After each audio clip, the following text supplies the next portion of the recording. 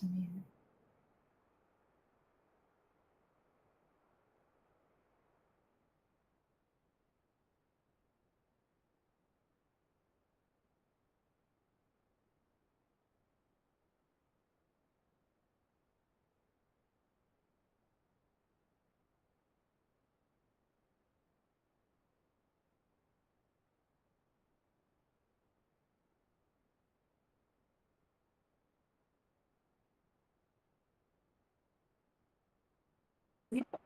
There's an intern. Mr. Chair, we're recording. Thank you. Good evening. I'll call to order this February 27th, 2024 Fairfield Plan and Zoning Commission meeting. Start with our minutes from February 28th and February 13th. 13th was the executive. Or the 8th? The 8th was the executive, special executive. 13th was the regular. Thank you. May I have a motion on the item? Mayor Harrison, Yeah, they look good to me. No changes or edits. second, please. To approve, second, Commissioner Corsillo. Commissioner Corsillo? No comments.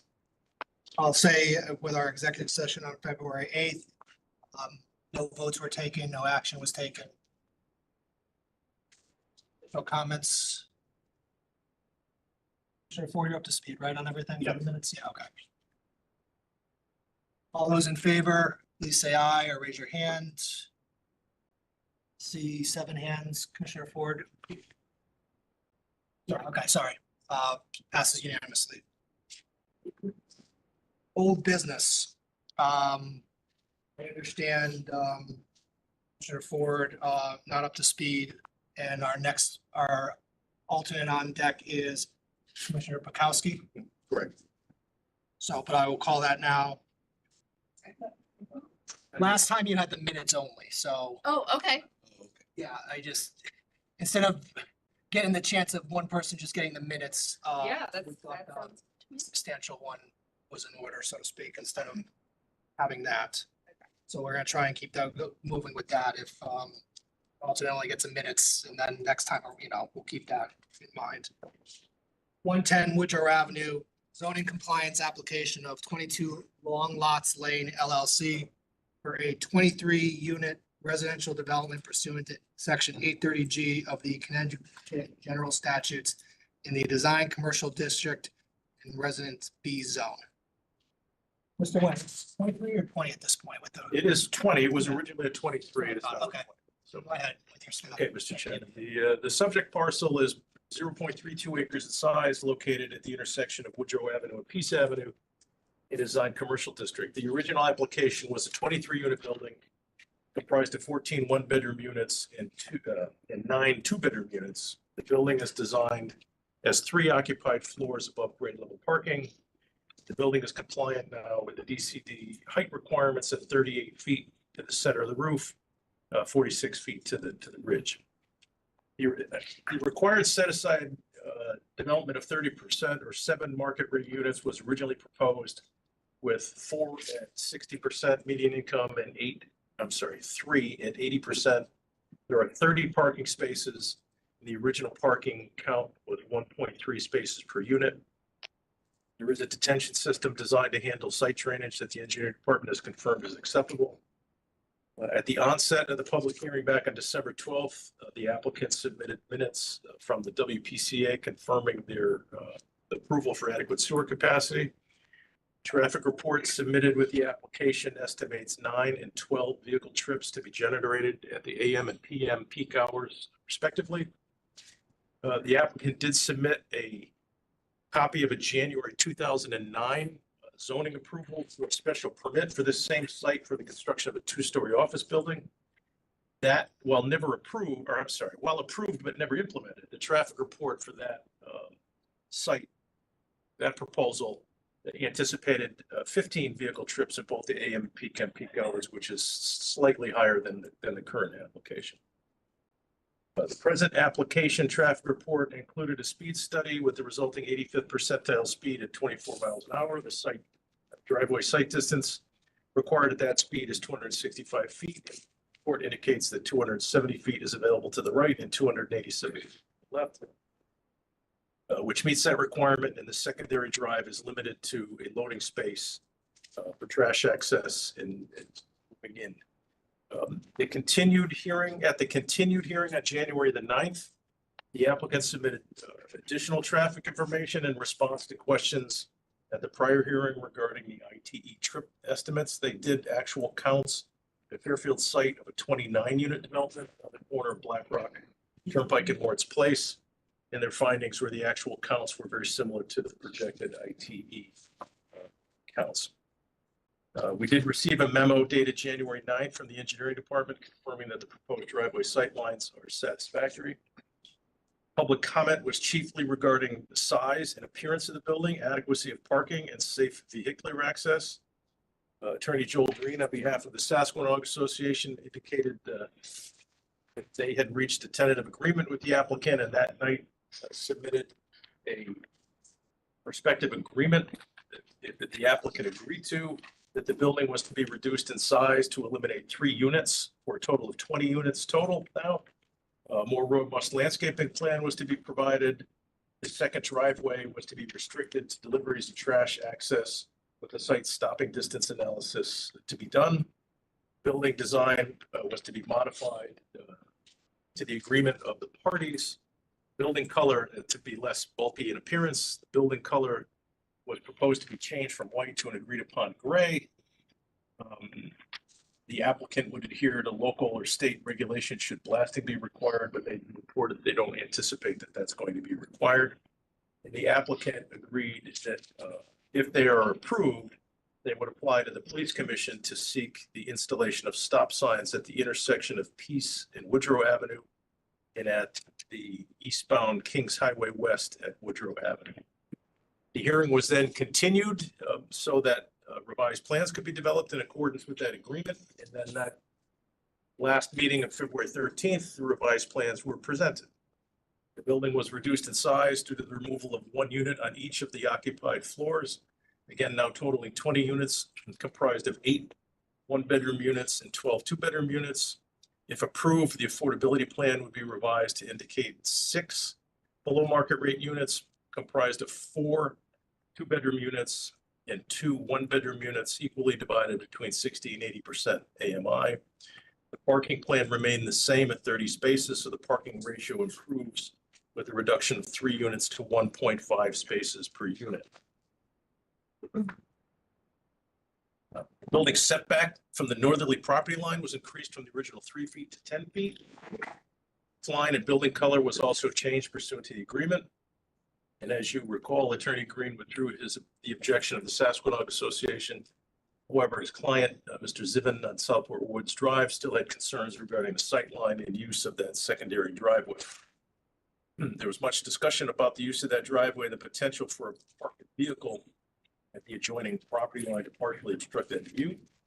On rebuttal, Attorney Fallon revisited the engineering department memo January 9th regarding sight line and emphasized that that second driveway is for limited purposes. In the reduction of 3 units, they offered that they could certainly designate 1, if not more, parking spaces accessed by the main driveway for things like, there was a lot of discussion about Uber Eats and the like, that if appropriately signed, they could designate a parking space for that without further using that secondary driveway.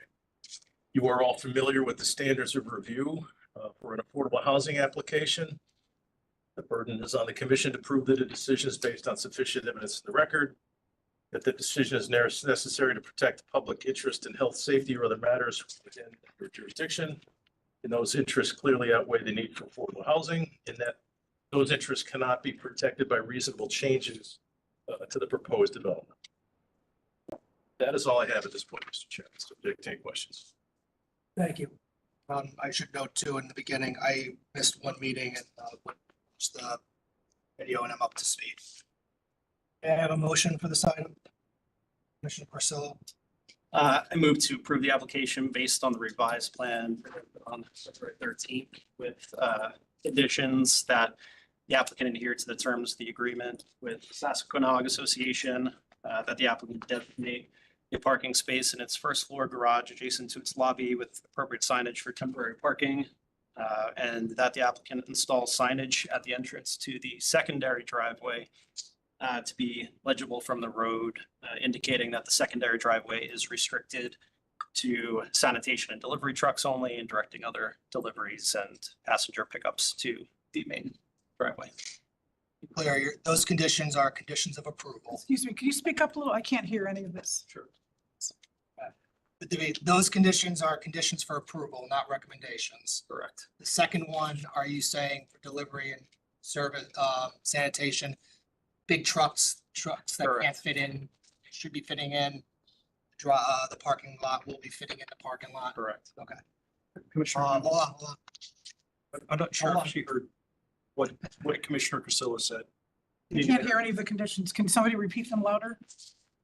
Yeah, that the applicant adhere to the terms agreed to by the Sasquatch Association, that the applicant designate a parking space in its first floor garage adjacent to its lobby, and with appropriate signage for temporary parking, including passenger pickups and drop-offs and deliveries, food deliveries, and that the applicant install signage at the secondary driveway to be legible from the road, indicating that the secondary driveway is restricted for use by sanitation and delivery trucks, and all other deliveries and passenger pickups and drop-offs are to use the main driveway. One of the other things was a recommendation, not a condition of approval, but the recommendation for applying the police for stop signs. That would be included in the terms of the Sasquatch agreement. We're making that a condition of approval or a recommendation?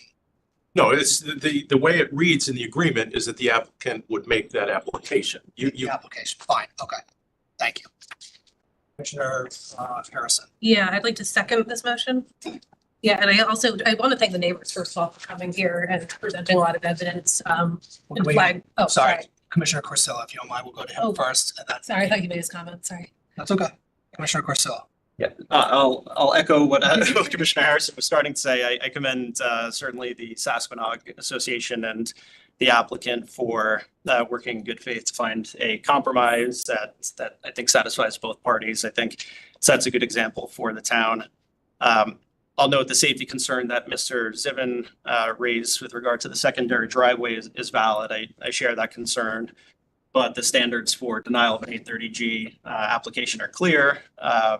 And Mr. Nguyen outlined those already, so I won't go through them.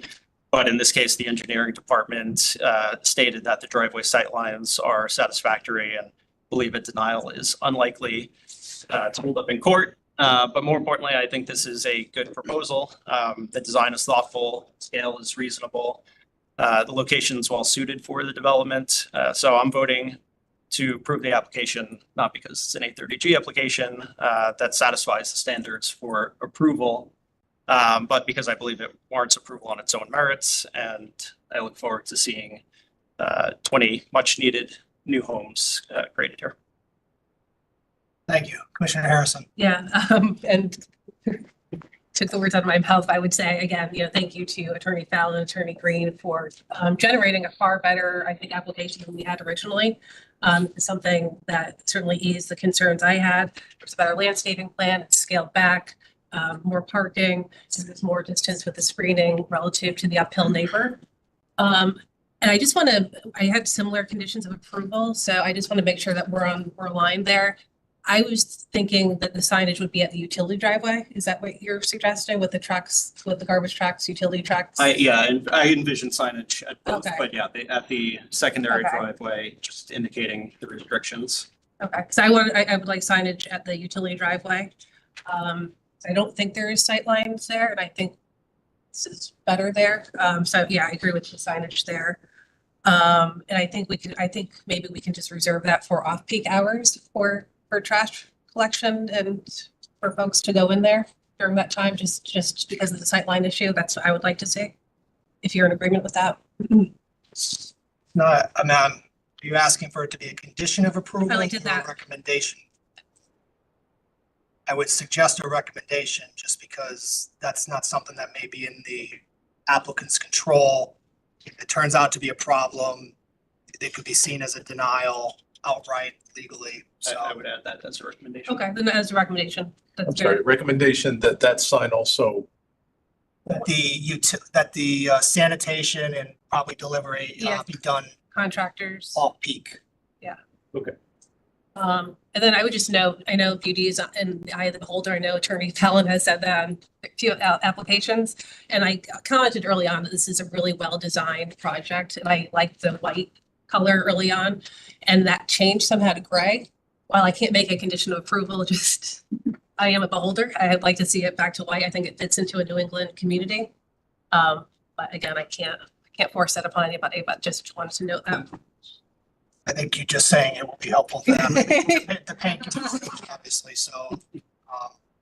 Anybody else comments in that respect, that might be helpful to the. Yeah, I mean, if it could go back to the original elements, I would like that, but again, I can't. So that's all I had to say. Thank you. Commissioner Bukowski. I will be voting to approve this application. I was also very happy to see that the applicant seemed to take into account the neighbors' feedback, and that both parties really seem to work together really well. And we're getting to as close as we can to what I think would be right for this neighborhood. I do agree with Commissioner Harrison that I will add in the comment that I would have liked to have seen the building as white. I was pleased to see the increase in the setback footage, and also the decrease in the total units, the rebuttal. I think that, like the other commissioners said, I do think that with that designated parking space and with the appropriate signage, I think that that will be resolved. I wanted to ask Commissioner Harrison when the off-peak hours for sanitation, simply because I have a personal experience where I live next to a school, and sometimes the garbage is done really early in the morning. So just wondering, when we think about what off-peak hours are, just to be considerate to the neighbors, like if we're going to. I mean, I envision probably a matter of opinion what off-peak could mean, but I would suggest probably after, between 10 and maybe 2. 10 and 2, yes, okay, yes. I could definitely get behind that. That would be very helpful if my neighbor did that. So I will move to approve. Commissioner Braun. Yeah, so this troubled me because it comes very close, in my opinion, to not having adequate information. So I studied the traffic information provided by the neighbor. I forget his name. He provided like 130 pages of traffic data. And because it's 8-30G, because we ran out of time, I felt I had to explore it deeper. And I don't know why the applicant found no accidents in the area, but the neighbor found police accident report records. So I put them on a spreadsheet, and there are accidents, although they're not at Pease Avenue where the entrance would be. They're down mostly on the post road. There were like 8 rear enders, mostly, people crashing into people at the light or waiting in traffic for the light. And the vast majority of them were rear enders at the light down the post road, but that's quite a ways farther down. So I don't know if that really affects the safety up here. And also, not mentioned by the applicant, was 273 traffic stops. There's an email provided by the Fairfield Police to this particular neighbor, Mr. Riceberg, indicating that during the time period of 2019 to 2023, that's a lot of traffic stops, I believe, at the stop sign on Pease Road. That troubles me. But again, that's north of here. And then there was a video we saw that the neighbor provided of cars rolling through that stop sign. And that's a concern also. And then the other concern was when the expert for the Sasquatch spoke, I re-listened to it. He said there's 2 issues. It's not just sightline, which there is not a sightline problem for that utility driveway right now because nobody's parking on the neighboring property, which is literally 1 inch next door. And so that distinguishes that, I think, from the other ones that we denied based on parking as a sightline interference, because in other areas of town, the cars park there all the time. Nobody's parking there now.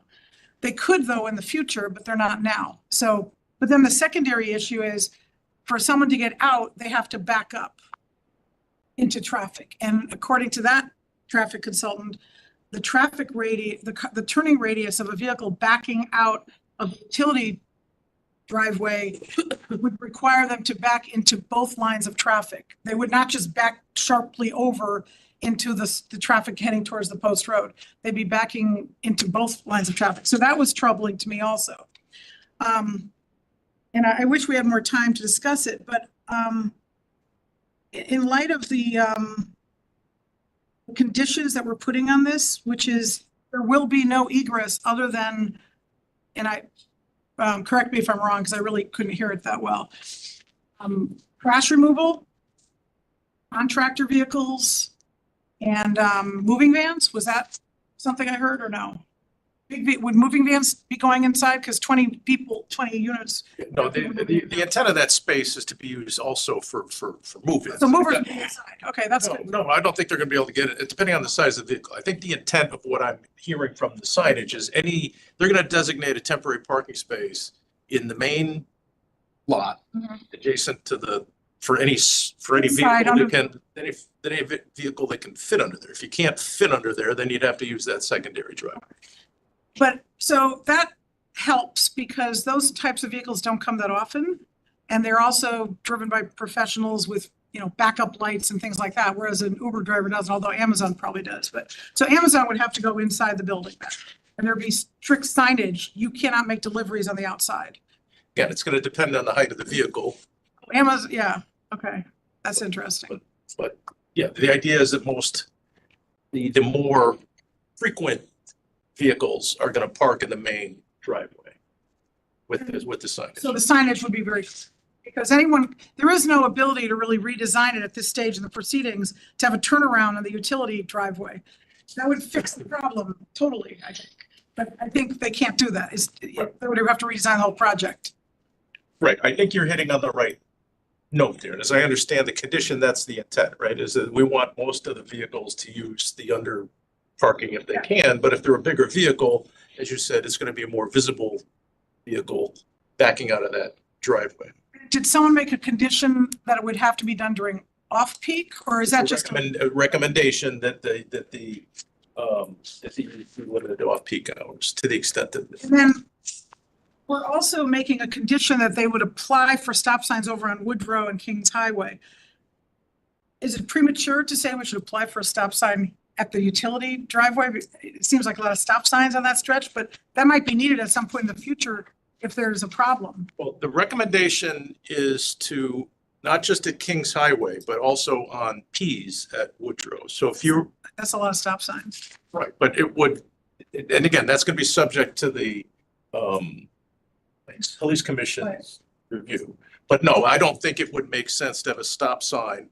If there's going to be a stop sign at the intersection, to have another stop sign at that secondary. So there's a stop sign when you get off the exit ramp before you get to that first commercial building. Correct. Then we would be applying for a stop sign on Pease and Woodrow, which is right beyond right at the end of the property. Correct. And I don't know the distance there, but with the stop sign being applied for, would that be constitute a traffic calming type of thing where people would slow down, do you think? Yes, the idea is twofold. I mean, the 85th percentile speed is pretty low. So in the morning, when there's a lot of traffic there, it's a fairly slow moving parade of cars, as we saw in the video. But at other times of day, you can make that turn, which I think we all have done, is you turn right onto Woodrow and then a quick left on Kings Highway West without stopping. The idea there is to stop those cars from making that S-turn maneuver without stopping. Okay, and then I just had a couple So- of questions. So yes, that would be a traffic calming device, in my opinion.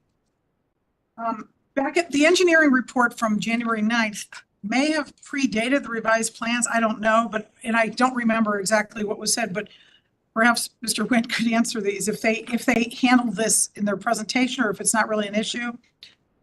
We just dealt with sightline, but complete streets, there's a Southport connectivity project. Does this interfere with that at all? There's saying something like the engineering department said The applicant should propose a tighter but manageable radius or bulb out for Woodrow P's intersection as a traffic calming device. Does that get resolved by the stop sign? It would. There's two pieces to that. Okay. There's a connectivity grant that's in the works that would create this applicant, this plan proposes a new sidewalk on both Pease and Woodrow on this site's frontage. Presently, there's not a sidewalk. It continues towards the post road on Pease Avenue. The connectivity grant would install that connection. What Mr. Hurley is referring to before he was aware of the stop sign recommendation, for the same reason as a traffic calming measure, the curb could get bulbed out to slow that maneuver. So it's not so easy to make that S curve, that it would be a tighter radius. So it would force that. So you wouldn't need to do both. If the police commission supports the proposal for the stop signs, that would resolve that issue. If they reject it, then you may want to consider if should the police commission reject the installation of the stop signs, then the bulb out Okay. to make that radius a little. Should that be made a condition, like It can be. It would be in the absence of. alternate? It would be in the absence of approval by the police commission, then the recommendation of the town engineer regarding that bulb out radius. In your experience, what's the likelihood of the commission denying a stop sign there? That's hard to say. I think there's a fair chance, given the recommendation of the traffic engineer, and speaking to Mr. Hurley, who is a liaison to the police commission for these measures. I like the chances, but we certainly can't guarantee it. So I would suggest making an alternate condition conditioned on the police commission not granting the stop sign, that we have that, because that is what our engineering department suggested as a traffic calming. Just exactly the wording there, only if the stop sign is not approved, because it would have to be factored into the development. You can't do it later, right? Right. You can ask them to change it later. Then there was, Hold on, Mr. Wayne, can you just again say what that okay, was? so Hold on, Mr. Wayne. I have a, Not sure. if it helps, it's from the memo from I January. understand, because I, what the suggestion is the condition as it presently reads is the applicant is to make the application to the police commission for the approval of the stop signs. Should the police commission reject that application, then the further recommendation is to then implement a bulb out on the Woodrow Avenue corner to tighten the radius of that turn to have the same traffic calming effect as the stop sign would have had. but that would go through engineering, or, It would be both. The police commission would have to look at that as well. but then I would think though, the proper course of action is not a condition of approval, but to follow what's currently agreed to is make the application for that bulb out. Because I think a condition of approval in that respect could be a problem. It could be seen as a denial. It's based on third party review and approval, so. Yeah, I would agree that it would follow the same language that you already have, that it's the recommendation to make the application to install the stop sign Approval to make the Or- application. or implement the bulb out. Yes, Commissioner Braun, That's good. hold on. 'Cause Oh, sorry, yeah. just because we don't want to miss anything. Commissioner Corso, did you follow So we're just adding, the condition? the condition of the stop sign is baked into the agreement with Sasquatch. Correct. So But again, the condition is to make the application. Secondary, the addition from Commissioner Braun is, should the police commission deny that application, then the condition would be, the secondary condition would be to make the application for the bulb out to the police and the engineering. Again, not mandating that it occur, but that the application occur. I follow, I'm good with that. Okay, so amended, hold on, Commissioner Harrison. I did have a question, just on the bulb out, who would pay for that? Would that be on the town or the applicant? It would be, it would be part of the application, so the applicant would do that. They are going to change the physical features of that intersection anyway, by putting in a new curb and sidewalk. It would just be how far, what the radius of that curb is. In fact, it might be easier to start.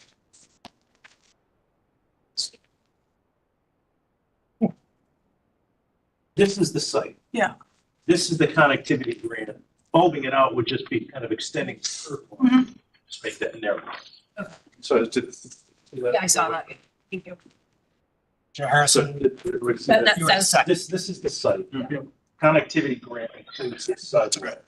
Bulbing this out would just kind of push the curve out to make that throat a little narrower, to make that turn, require you to slow down to make that turn. Commissioner Harrison, Commissioner Corsillo is amended. Do you agree? I agree. Second, okay. So that's fine. I was gonna let her finish. Is there a question on the bulb out? Commissioner Randolph, go ahead. Would it be reasonable to ask that a bioswale be considered part of the bulb out? Would it be reasonable to ask that a bioswale be considered as part of the bulb out? I'd have to leave that to the discretion of the engineering department. If we could put that in as something that we considered. We can certainly communicate that to them, but that's going to be the implementation that, but again, I would leave that to. Yeah, I mean, I would leave it out just simply because it's not part of the recommendation from the engineering yet, but engineering knows as much, and I think. Well, bioswale is an additional feature to a bulb out, so I'm requesting that a bioswale be considered as part of the bulb out. Is it a, if possible, not a condition, but No, okay, consideration. you just define what that is. I just want to make sure. I mean, I think I know what it is. It's- A bioswale is an area that basically water runoff goes down. It's a greened area, water's captured there, and it reduces the flow of water into the storm sewers. I have just a couple more things for the yeah, I engineer. know, we'll go, I'm sorry, yeah. No, I'm just thinking, I mean, do we want to see if they're ready? I would, Request for modifications before. well, that's why she's gonna go through, she may have it, but I mean, I'm thinking about what the bioswale, if it's worth putting in there. I mean, I guess, For consideration. I mean, I can, Commissioner Corsillo, is that, be okay with adding? I'm okay with adding it, if we can make it so it doesn't overcomplicate things too much, because I think that's a recommendation. But we're required, the condition is that that they make the application. let me suggest, so I understand the intent of what's being asked here. We can certainly write a memo to the engineering department separate from the decision conditions, that in the event that we're going to implement the bulb out rather than the stop signs, that the commission desires an examination of whether bioswales could be implemented as part of that. That would be a kind of a side letter, not part of the actual decision. I think that's probably more the most appropriate thing, considering the engineering report didn't refer to it. I mean, certainly worthwhile. Back to Commissioner Braun. Okay, so just going through this quickly, the next one he said was create 11-foot travel lanes so that the traveling public can slow down and shift away from the curb site entrance. These would be white edge lines that would run along Pease Avenue. Is that anything that is concerned to us, or? That's an option. I think I understand the previous conditions was the mitigation strategy to reduce the traffic in that secondary driveway.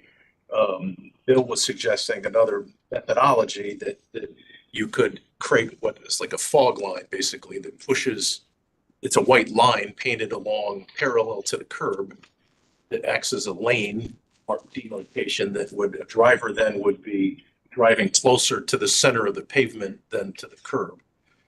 So that driver then their sight line is a little bit farther away from the edge of the Can curb. that even be done in the public right of way? I mean, It's just painting a line on the pavement is what that means. that's something that, does that add to the safety factor? I'm only talking about, that's what, It could. I mean, that's a step that the town could do if they thought it was warranted. But I think the intent here is to reduce the amount of traffic that is going to be using that driveway in the first place. okay, I understand that. And then he said, the retaining wall be designed so it's entirely on the property. I assume it is, right? It is. And check the radius going both driveways. Well, the other expert did tell us that the radius would back into it, but I think by putting the restrictions on the second driveway, that hopefully takes care of that. So So based on that, I feel like on the other side, we've kind of handled the situation because I don't think cars will park on Woodrow or travel a lot on Woodrow because there's no egress on Woodrow. So even though P's seems to create a problem, hopefully we're resolving that problem.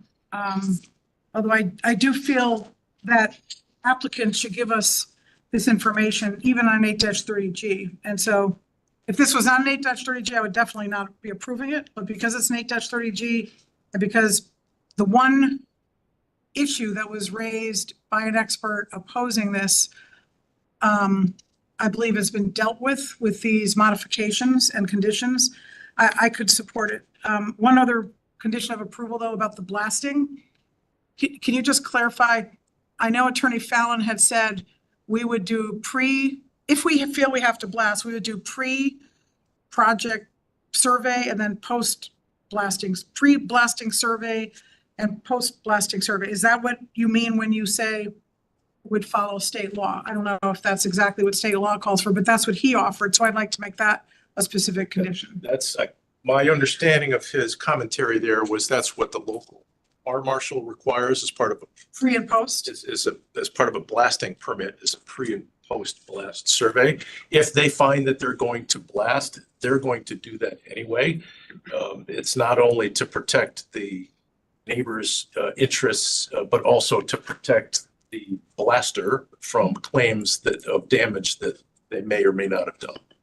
So if blasting is going to occur, which they doubt that it will, but that will happen as a part of the process. And then I just feel I'm satisfied that they moved it further away. I feel this is probably the best we can get on an 8-30G. It's reduced, the parking is better than it was because there are fewer units, although we are taking one away to use it for temporary.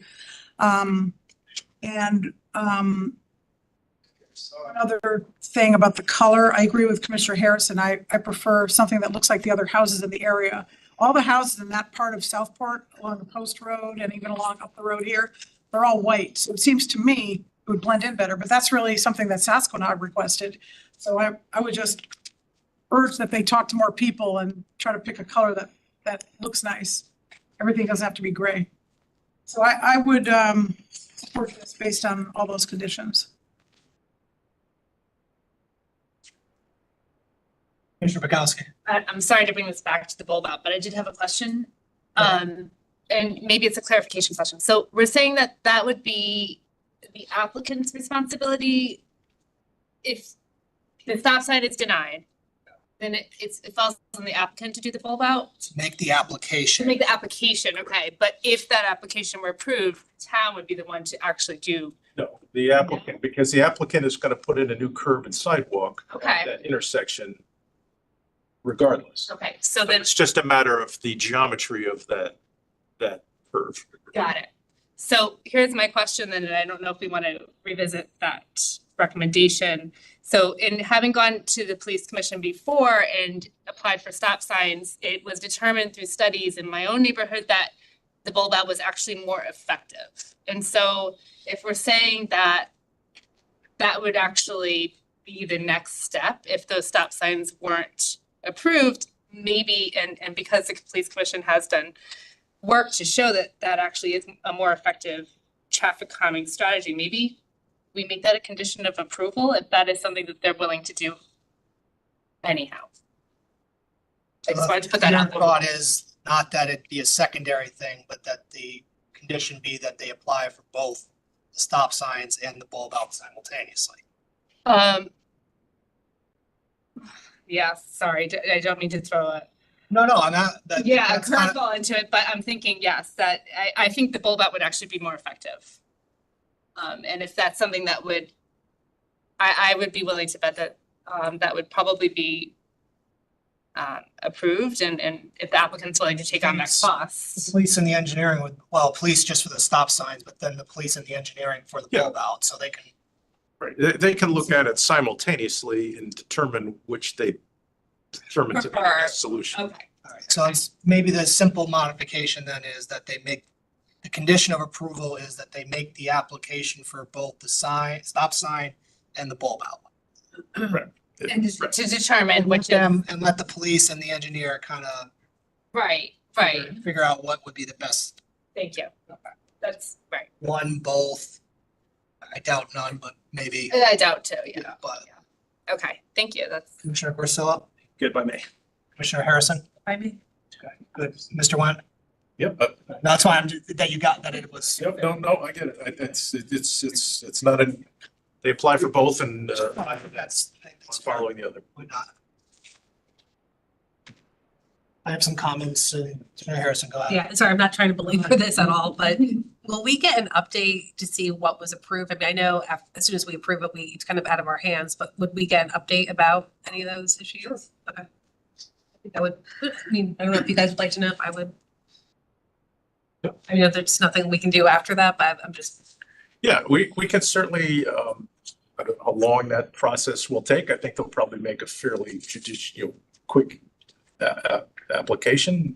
We can endeavor to keep you in the loop. If we don't, please ask and we're happy to update I'll you. drive by and see the stop sign Monday. Thank you. We're happy to do that. Or a bump out. Commissioner Randolph, I'll be voting to approve this. I just want to thank staff and the commissioners for their thoughtful consideration of all the different issues here, as well as the developer to accommodate the requests. I believe the safety issues, I shouldn't qualify. The safety issues in my mind that were raised regarding the secondary access were thoughtfully considered and properly addressed. So that I would appreciate the thoughtfulness there.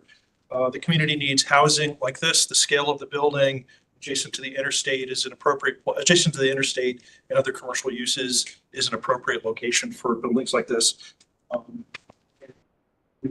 I appreciate all the effort that's gone into this by all parties, especially staff. Very much. no, that's fine. Yeah, I'll be voting to approve as well. I echo the statements that this was very thoughtful and the cooperation is great for Fairfield. Almost all the times we've seen collaboration, we see better projects in general. Southport needs the affordable housing. It's not to a density that we could have otherwise seen, and we see often in other areas of town, which is a plus for the neighborhood. I just wanted to go through just to pretty clear that in my mind, this would not meet standard denial. As far as the safety issue, sightlines are safety issues. I think we come, to the fair conclusion that there's a sightline issue. We have a potential safety issue. It's corroborated by expert opinion or by facts that can be put forth in front of us. In this case, we had we had two experts, one from the, Attorney Green, believed that it was not met in the secondary driveway using, I believe, ISD. We had our town engineer using stop SSD, saying that it was sufficient. Traditionally, about all the experts, we generally prefer ISD, but I think the SSD makes sense there considering the road configuration. Will certainly make more sense with the potential stop sign as well, but even outside of that. There is certainly, I think, a safety issue that was raised.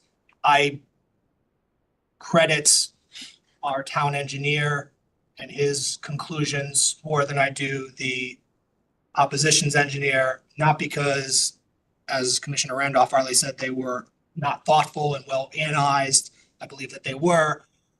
I just take it as my prerogative as a fact finder to find that the town engineer's conclusion is the more accurate one. The fact that it's going to be used limitedly, as we've discussed, will mitigate against any safety issues. And, even if we take it one step forward, and if there was a safety issue, if I had credited the opposition's expert more, considering the limited use, I don't think it outweighs the need for affordable housing, which is another thing that we need to consider as well. We said Fairfield needs it, Southport specifically is in need of it as well. Though I don't need to go that far. Like I said, I think it is a safe project based on the evidence that's presented before us, plus the conditions that we put forward. Any further comments? We put this to a vote. All those in favor, please say aye or raise your hand. 7 hands, so passes unanimously. Thank you. Next is zoning compliances, 3350 Post Road, application of Archer Sign Company for an amendment to a sign plan in the design commercial district. Mr. Chairman, there was materials that were submitted with your agenda. The Southport Diner currently has a pole sign that says Southport Diner.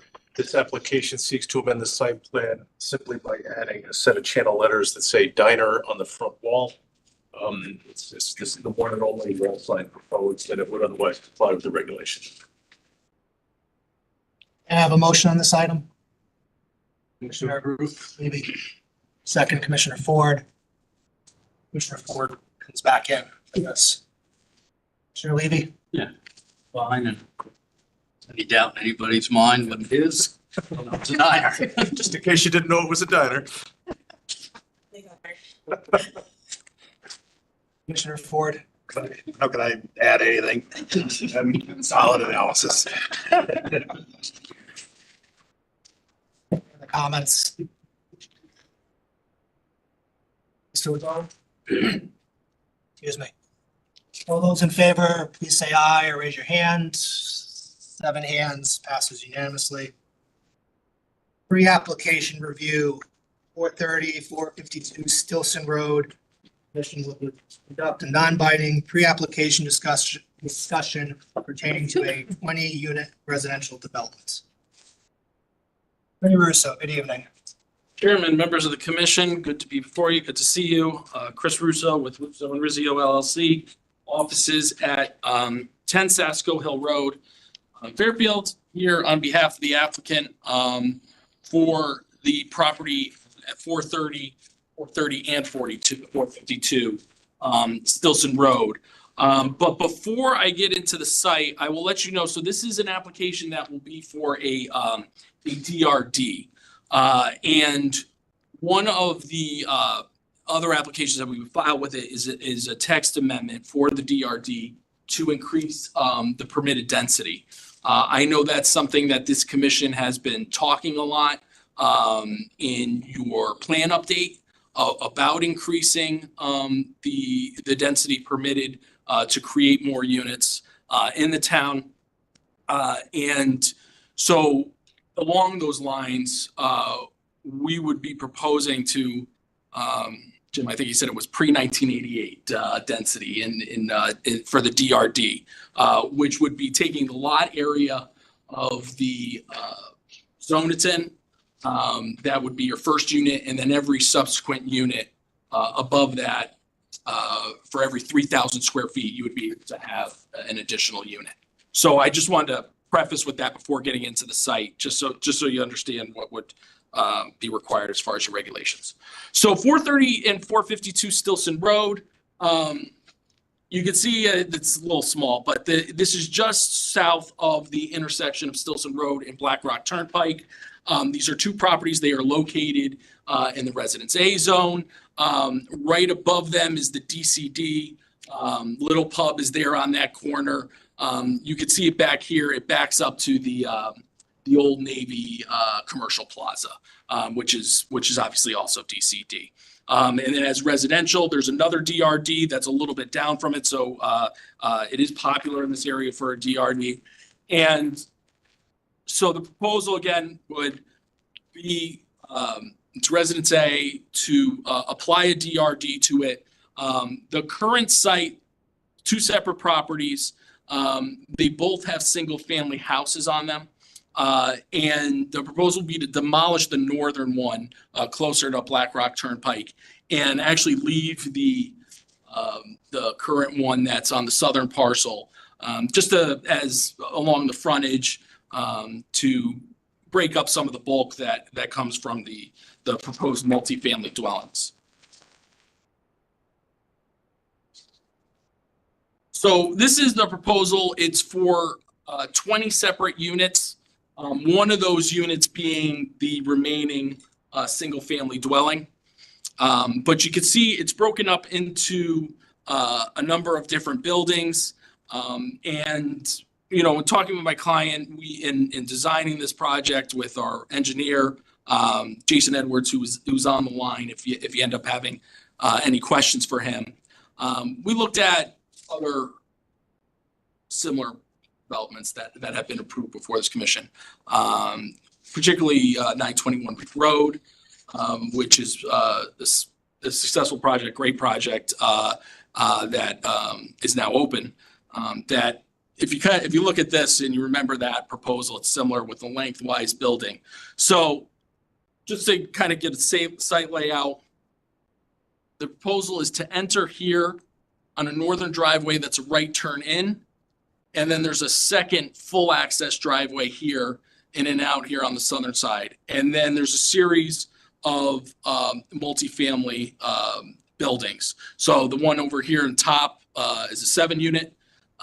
It's, again, this will be stylistically similar to what you see on Reef Road, where we're going to have this end unit here. You enter it this way. But if you remember that building on Reef Road, it had a front facade on it. So you weren't looking at the side of a building. So we would do the same here. So when you're driving down Silson, you're going to see the existing single family, and then you're going to see a front facade on this multifamily.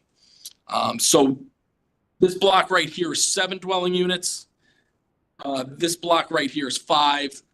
There's 4 that are located directly behind the single family that's to remain, and another block of 3 back here. There are wetlands. They are mainly off-site. So we will have to go to wetlands, but it's really just the regulated area that's back here. But we do have a buffer. One of the things we did in the design as well is, because this is the commercial district up here, this is residential district, we tried to create as much buffer as we could to the residential district. So we increased that to 30 feet to mirror the buffers you find in that zone, and give as much space as we could on that side. I have a series of site plans, which I won't go through all of them, but I will go to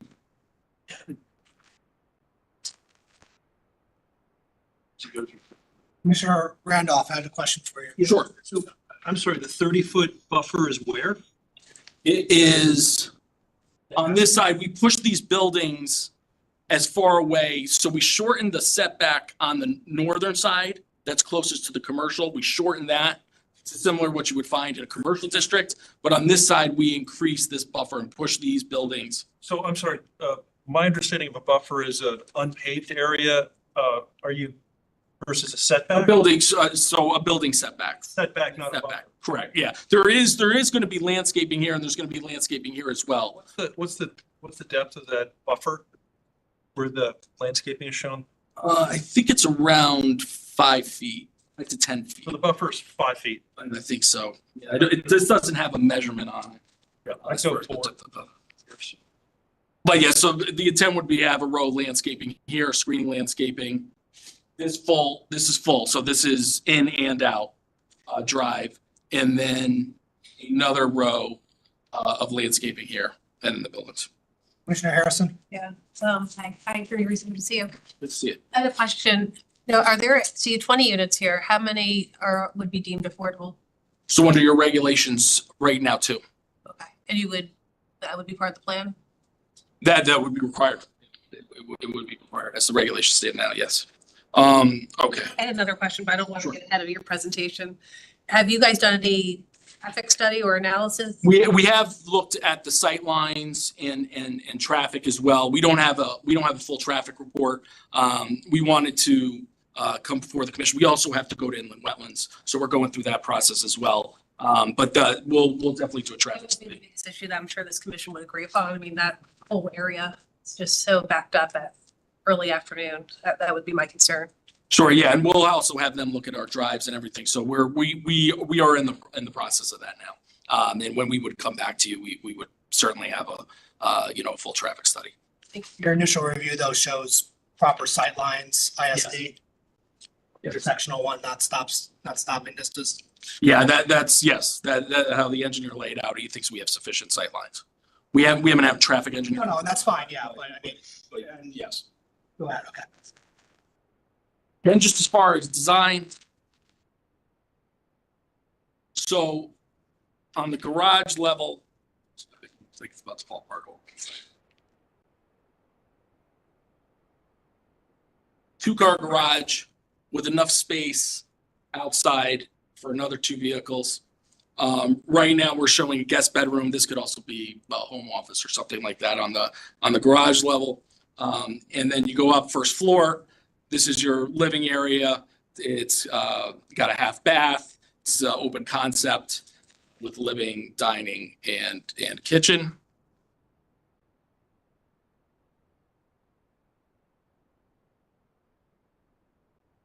Second floor, you have 2 bedrooms, an upstairs laundry, and 2 full baths. And then there's an attic floor that has an additional bedroom and another full bath. What's the total height? Total height here on the next plan. Next. So, see, here's the total measurement here. It doesn't, I mean, just give me one of the sides, it's fine. 29 plus 14, 43 feet. 2.5 stories or? Yeah, well, yeah, you have the garage level and then you have 2.5 living floors above that. Commissioner Levy? Yeah, is there a bedroom on the garage level? We're showing that now. I think it could probably be, it'd be a home office more likely, but It could be up to 4 bedrooms. it could be up to 4. Right. Commissioner Pikowski? Where would the dumpsters be located? Or, Well, so this would be similar to Reef Road. We had individual trash pickup. So each unit would roll out and have somebody pick up. And then also, I didn't go over the parking area, so let me swing this forward. The whole thing here. Hold on.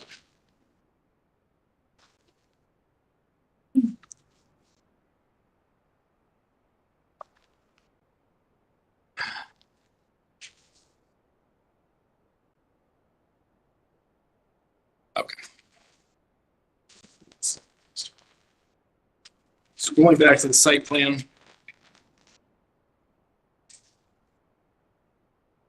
We have a parking area up front in front of this multifamily building that has 6 spaces. We also have spaces along here, 1, 2, 3, 4. And then if we do need a dumpster area or a snow shelf area, we have it back here. But obviously that's something that we're gonna have to talk to wetlands about. And then we have the potential to create additional spaces here as well that we're looking into. And then again, each unit has 2, and then there's enough area out in front that you could put another 2. Commissioner Braun? So every unit is a townhouse style? Yes. And the parking, you said, is below? There's a garage, enclosed garage below. 2 units? and Two. 2 spaces.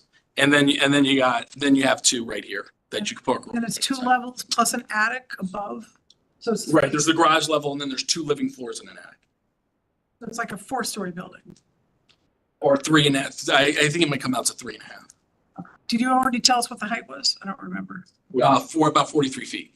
And is there a plan that shows where all these 4 buildings are going to be situated on the property? There's 2 properties, right? Well, so this is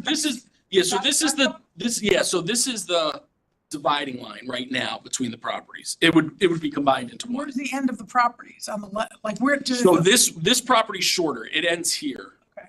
Then this one extends on. So that shows where all the 4 buildings are. Correct. So 1, 2, 3, 4 new buildings. So This is the existing that's staying. So 4 is not only in the wetlands, upland review area, it's in the wetland itself. It's right up to the wetland, looks like. Well, this is the wetland line right here. So there's a 100-foot wetland review area. So this right here is the 100-foot. Okay. So you're basically using the whole wetland upland review area. I mean, this doesn't have a number on it here, but this is the edge of the building right here. So this is, I would say it's about half. I What's think it's the about other- 50 feet. What's the area that's outside the This building? is all landscape. So it's, Yeah, this is all landscape buffer. And then there's an area here that we've slated either for a dumpster or you could put more parking there. that doesn't, a good idea to. Well, we're about to submit to wetlands and go. By landscaping, you don't mean natural landscaping? Oh, yeah, I mean, you would do whatever is approved by wetlands. So any type of, if they wanted native plantings or anything like that. Where's the stormwater structures gonna be situated? Or is that farther on in your presentation? Well, I wasn't really going to cover it. I think there's some, there's catch basins here. There's another catch basin here. So we do have a utility plan. And you know what the increase in impervious surface is? Because it looks like right now there's only 2 houses on the whole 3 acre. How much was the acreage?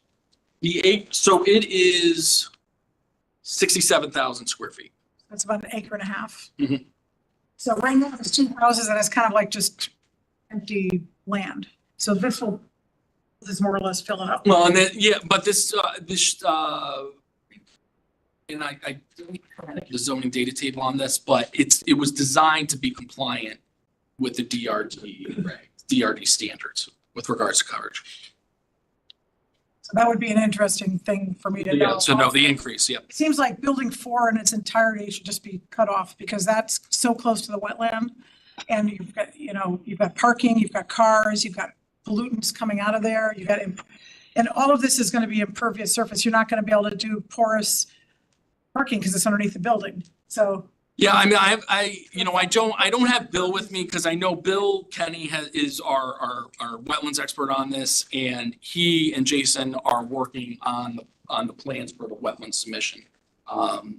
So they have those details. So unfortunately, I don't have it, but obviously it has to all be signed off by them. And then I had another. Did it already get WPCA or no? no.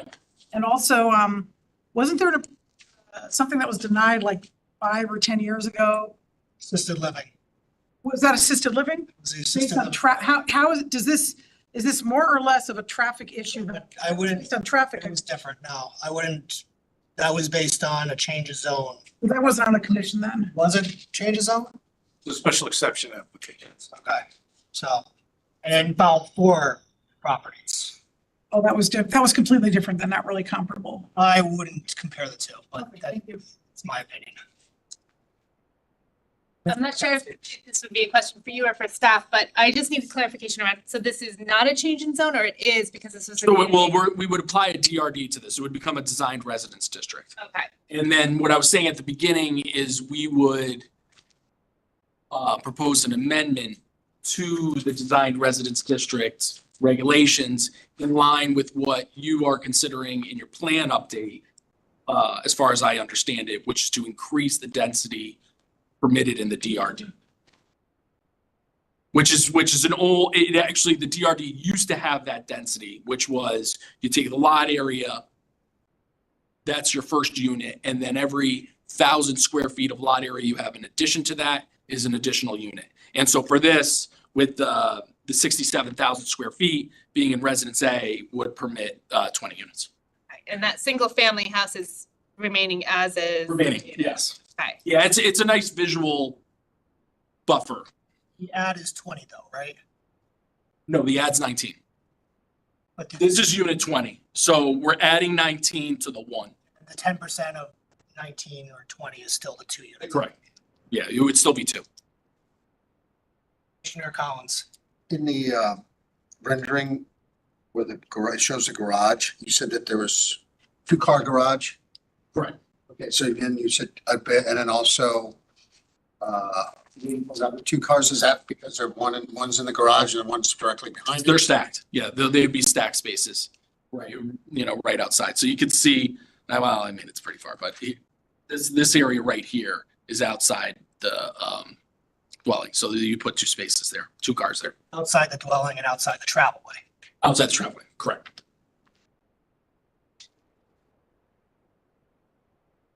Commissioner Harrison. I have a question. I just can't read it. Maybe my eyes are really bad, but who is the architect? Is it Giddy's? John Getz. Okay. So he's an architect? Yes. No, he's not an architect. That came out in one of our hearings. Is it the license? It's the license Well, versus the architect. The Primrose Company is his firm. I don't think he's a licensed architect based on a previous. I don't know if he's the person in the office that has the license. I'm not sure that John has designed a lot of homes in That's fine. from Shelton and all of Fairfield County. So I'm confident that He couldn't sign this if he's not an architect. I don't think, right? It's not a license. I don't know if I'm not sure if the firm has it. I don't know the details. I'm just curious. All right. I would say my feedback is I like the concept because folks can walk to Black Rock Turnpike, they can go shopping, they can go to restaurants. So I do like this concept generally. So Great. Thank you. Thank you. The commission should be given feedback, so if you don't mind, I may start down with Commissioner Braun and just be mindful, we keep these short in general. And the discussion has been good, so give some feedback. Commissioner Braun? Very quick question. Can you just show us the travel route of vehicles going to all the units, both in and outside the units? Like, how do they get there from the road? So if you can either, if you're coming southbound. I thought that said emergency in the middle there, no? No. So I know what you're saying. This right here is a mountable median that allows emergency access. So fire trucks, they can go over it. But generally for passenger vans, not passenger, but passenger vehicles, sorry. You would come in, if you're heading southbound, you're coming in here, this is one way in, it is not an exit out there. So then you go in and you can access here, you can access here, you can access these units. Building 4, you also access? I get it. Correct, yeah, so building 4, but this is also full access. So you could, That's if two you were coming here, you could come in here and come all the way down here. And then if you were leaving, everybody in the whole entire development is exiting out here. Okay. At this intersection. So everything out is here. So it's in and out. In is here and here. Bottom one is in and out. The top one is in only. Correct. And there's nothing on the outside of the top units. That's not a traffic way. That's just landscaping. Facing like the commercial buildings. Yeah, there's an area for landscaping all around here. There's area, but then this is the property line right here. Are there sidewalks there now? Oh. In front of Stilson, on Stilson, you mean right here? I'm not sure. You're putting sidewalks on? Yeah, there is. I think there is, because I'm seeing right here. But yeah, we would put them in front. Yeah. Yes. Then it connects you right up to Black Rock Turnpike. Further comments, Commissioner Braun? Commissioner Ford? Anything to add? Commissioner Levy? Yeah, I think it's a good project. I think bringing residential in this area is a good mix between the existing residents and the Black Rock commercial area.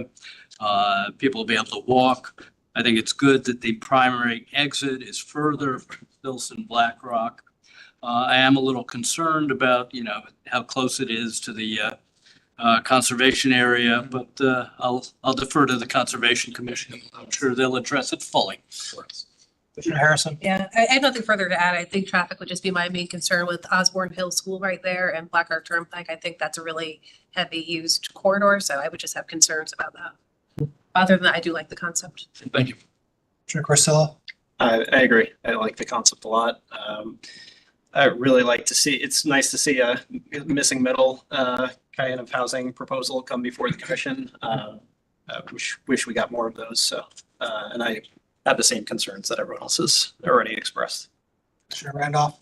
I think we need missing middle housing, but the lack of detail on this is quite concerning. You don't show sidewalks. You've got an offset with Stilson Place that would inherently be a hazard. I don't know if you live around here, but taking a left out of there is it's death defying always. There's going to be need to be a lot of work. The encroachment upon the conservation area is of a concern. I don't see enough landscaping here. There's a lot that needs to be done to make this acceptable in my eyes. I think the concept is correct, but the quality of work here is lacking. Yeah, and Commissioner, I appreciate that. You know, Well, this is a pre-app. I mean, No, the I know, whole, but I want to get your feedback so then we can go and get all that, get all that the information. point of this is to get feedback about a concept so they can avoid the costs and expense and the timeliness of putting everything into it to find out we don't like it for some reason, so. Understood. I just see, a sharp pencil set of plans here that could be used to effectively go to design development. And this is a set of pre-schematics drawings being presented as design development. I think this is a critical and high visibility area in our town. It needs to be thoughtfully done. And I would ask that more thought go into this. The Absolutely. missing middle is absolutely needed. The right concept, but the execution on this is a little disappointing. Commissioner Pikowski, I have no other comments to add. Commissioner Collins, Yeah, I like what I've seen in the design here. Is there another, like an artist rendering of? We don't have a rendering, but we will when we come back to you. Oh, sorry, go ahead. That parking there's like a little medical building in front of it. It's actually my, Across the street, you mean? no, same side. My dentist is there. It's the only reason I know. Directly north. Oh, right here. Now that, I know the little pub and that building there, which is all, dentists and I think some lawyers or something. They kind of share that parking lot. So there's usually and it's usually very crowded. So nothing's gonna be going on with that or anything. No, they won't share parking yet. It'll have to be all, everything within the site here. Commissioner Siebert, anything? Just overall, conceptually, I like it. I do agree with Commissioner Randolph concerns about more specifics. But overall, I think that particular area separated from little pub and parking lot, everything else, as long as I handle the traffic in the in and the out.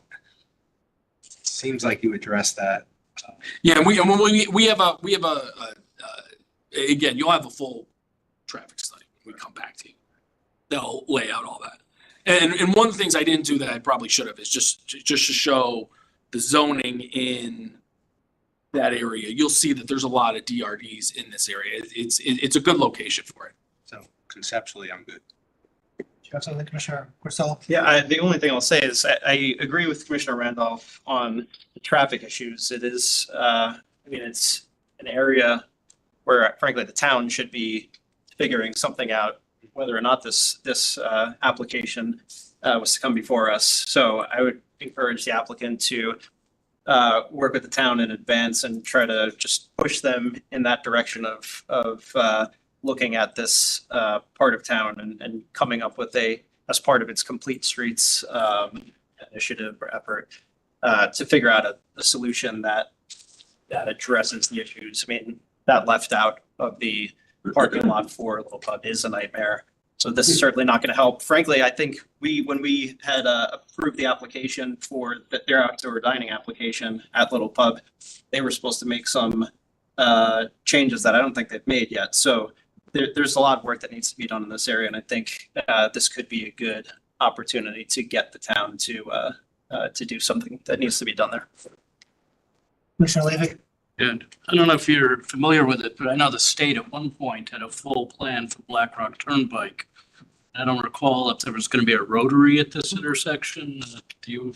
I did not hear about the rotary. There's someone much more qualified than me to answer. There were two roundabouts in the Black Rock Turnpike study. One is at the five-legged intersection at Black Rock and Tungus Hill, Candlewood, and Ward's Place, the bottom of the corridor. The other was at the Gap Old Navy Trader Joe's opposing driveways. Was there anything at this intersection? The intersection, my recollection is the biggest improvement that was recommended was right now, there's an insufficient pocket for vehicles that are northbound on Stilson seeking to make a left onto Black Rock Turnpike, so that the queues for those left-hand turning vehicles extend beyond the pocket that's available for them, so that it clogs the through lane for vehicles that aren't able to turn left. So one of the changes in the I don't believe it was a change in the geometry of the intersection, but how it might ultimately be striped, is to create a deeper left-hand turn pocket so that there'd be more room for queuing. Commissioner Braun. Quick question. What's the plan for the design? There's no rendering, but is it brick? Is it gray? Is it clapboard? Is it white? I am not, And how high will it be? The houses? I'm not the person to answer, but I, Looks like brick to me. Nothing decided yet, Commissioner? nothing decided. Yeah, there you go.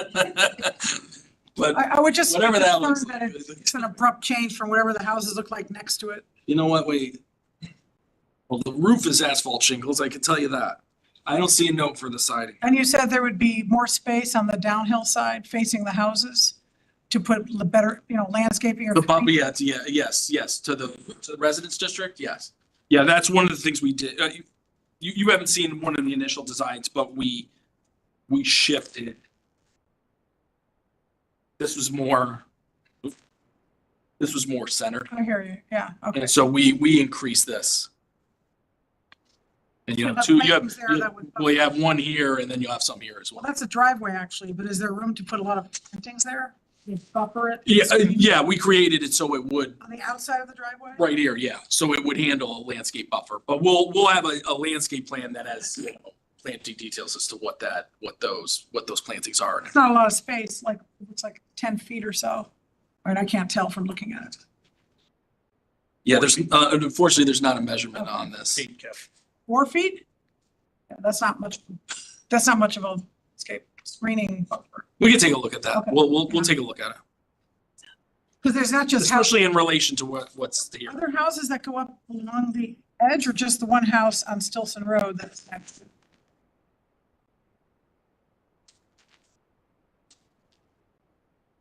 Well, these are the two properties here. There's one here, and I don't know what that building is back here, but it's one single property. Yeah, there's. I'm not sure if that might It looks be a like there's detached long property. driveway and houses next door to it, maybe. I'm not sure if that's a detached. Commissioner Harrison. Yeah, I would just add before you go, I would just say, think about native plantings when you're doing your landscaping plan and more trees. We need trees in this town. We seem to get rid of them every time a development goes up, so we don't replenish them. So I'd like to see more trees planted. Food for thought. I'll just finish up. I mean, I'd like to see the zoning reg that you're gonna have, right? Is it gonna be a zoning reg? Yeah, it's text amendment. So I'd like to see, obviously, it's gonna be dependent on that. What you said about other DRD developments in the area would be very helpful to see. So we can compare how things are done, how things currently are. We need middle housing. I like it. The volume, the density took me by surprise initially. So, but I think with the text amendment and the DRD presentation, showing that will be helpful. If you can lose 1 or 2 units, maybe that'd be helpful, as far as density, traffic and all that. But I mean, overall, I think you're going down the right area. We just need to see a full application. Absolutely. Thank you for your time. No, thanks for the feedback. It helps us prepare this for come back to you. I'll move on to 95 Chester Place, requested asset management consultants on behalf of Walter Buck for 100% release of a $48,570 bond pertaining to subdivision improvements in an R3 zone. Would expect someone might be online for there. If they're a Sure. call-in user, they have to press *6. It's The applicant is. Yeah. Go ahead. Yes, this is Brett Huff with Asset Management Consultants representing Mr. Buck. I assume you're requesting the 100% release of the bond. Yes, we are. We have engineering or This goes back quite some time to 2014. It's just an old cash bond that was kind of dormant. And we have a report from the engineering department that all the work has been long been done. Okay. And you can confirm that, sir, that the work has been done? Mr. Yes. Huff? Okay. Anything further? Not from our end. We appreciate the commission considering the request. Hold on one second. I'll ask the formal question of, is there anybody here, member of the public in person that wishes to speak on this application? Sir, come on up. My name is Jack Franzen. I'm an architect in Southport, and I designed a house on this property that was, I think, built when my kids were still in college. And as far as I know, it's all been done. It's all been taken care of. I totally support the bond release. Thank you. It's been there. Any other member of the public wish to be heard on this application? Saying nobody in person. Any member of the public that's joining us online or by phone that wishes to speak on this application? Calling in, please press *6. Any member of the public wish to be heard on this application? Hearing nothing, I'll close the public comment portion. Mr. Huff, I assume you don't have any rebuttal, correct? No, thank you guys very much. Thank you for your time. Close the application. I'll close the hearing for this application, excuse me.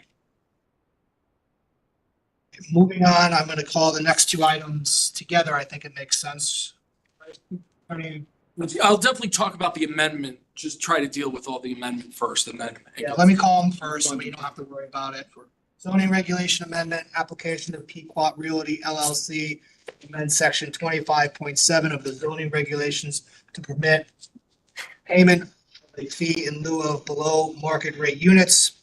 And then 250 Pequot Avenue, special permit application of Pequot Realty LLC pertaining to an 18-unit residential development as shown on plans entitled 18-unit residential development, residential building, 250 Pequot Avenue, Southport, Connecticut, dated April 14th, 2022, and prepared by J.P. Frenzen Associate Architects in the Neighborhood Design District. Attorney Russo. Chairman, Commissioners, good to be before. If I could just, I'm going to step out this time. Oh, you're recused. That's fine. No offense, Mr. No. Enjoy the evening. Thank you. Attorney Russo, go ahead. Chairman, Commissioners, good to be before you. Chris Russo with Russo and Rizzio LLC, offices at 10 Sasko Hill Road in Fairfield, here on behalf of the applicant for both applications. First, I will discuss the amendment to section 25.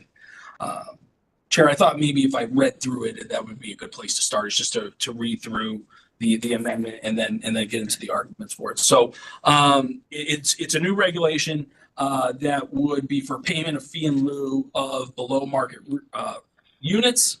And it reads that the commission at its absolute discretion, again, trying to give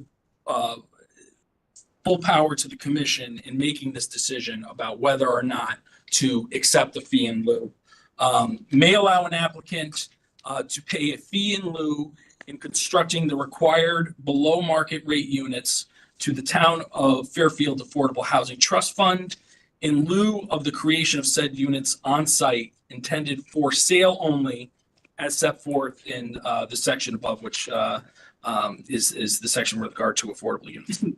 A fee in lieu shall not be permitted for dwelling units intended for rental. I will get into why we think that the differences between for sale and rental, and why it's more appropriate for rental, or it's the fee in lieu is not appropriate for rental, but that the affordable units should be retained in that instance. But so this is only for sale. An applicant may request a payment of in lieu of BMR units, and such fee may be approved by the commission if and when the commission determines in its sole and absolute discretion, again, trying to add just additional clear language that this is in your discretion. It also mirrors if you, your landscape open space regulation, where you have the ability to decide whether or not you want to take open space, or if you would rather a fee in lieu of open space when you determine in your sole and absolute discretion that that open space is not appropriate. So that's where this language kind of mirrors, you have somewhere else in your regulations. So when the commission determines in its sole and absolute discretion that there are circumstances where a payment in lieu would be desirable and in the public interest. In the event that such fee is required by the commission, such one-time payment, regardless of the size of the BMR unit, shall be equal to a sum that is 250% multiplied by the current area. It says medium. Somebody in the public corrected me. It absolutely should be median income for a family of four for the Bridgeport HUD Metro rent area at the time of the submission of application. All payments made pursuant to this section shall be deposited into the town's Affordable Housing Trust Fund prior to the issuance of a certificate of occupancy. And then I put a calculation in there. That calculation doesn't have the latest area median income information. So actually where it says 2023 area median income family of four equals 103,000, actually should be 117,400. So then, for instance, if we use this calculation that's proposed in here, the fee in lieu calculation per dwelling unit would equal 293,500, not the 259 there. That's kind of fair, but that's really for illustrative. It's just an example. It's just what I get for not checking with Mark before I put it in there. But it's illustrative, so I mean, Right. a big deal one way or the other. We have been seeing, and I'm sure you've seen feedback for not 250%, but 350. Correct. You go through why 250 was chosen and why either you agree with 350, which I doubt, but why you think 250 is better than 350. So when preparing the regulation, I looked at a number of different towns. And that actually, if you have the comments from Mark Barnhart, who I think's on, I'm sure is going to go through his comments. But those are some of the towns that I looked at, particularly Darien and New Canaan, which I thought were two good Fairfield County towns to compare to, even though the value of their homes in that town are greater than ours. I did think the formula was a good one to look at, but so they used the number 300%, and just based on the fact that we don't have the same home values as them, we came to a number that was lower. That's 250%, and that number is obviously at this commission's discretion as to what you feel is appropriate. I saw what the recommendation was from the committee. I don't know, Chair, if you want me to get into that, or if you want me to right now, or if I should go through the rest of the amendment before responding to Mark's comments, but I'll leave that to your discretion. I mean, you brought up the 250, so I thought that was the time to bring it up. But that's how we came to the number when we looked at again a number of different towns, and Darien and New Canaan were really the ones that Westport, for instance, which Mark didn't have there, is 225%. So, which is sorry, say that one more time. Who's that? Westport was 225%. So we thought 250. Westport, again, another town that we think has higher overall home values than us. So we thought the 250 being a little slightly above them was an appropriate number. And but I'll get into more of that in a little bit. I just first want to kind of go into where this amendment came up, and I'm not sure who was on the commission at the time. Commissioner Levy, you might have been here on the original time that this came up. This regulation, a similar one, was proposed some years ago, and there was a few things that have changed since that time when it was originally proposed, and that was around the time that the Westway development was being constructed, which is another development that has 2 affordable units. And one of the things that's mainly changed is the Affordable Housing Trust Fund. When that application first came in, it had just been established. I think it had only been opened up a few months before, maybe 6 months before. And it had some funds in it, but it wasn't a fund that was being regularly deposited into really. Now that's changed completely. It's been in existence for some years now.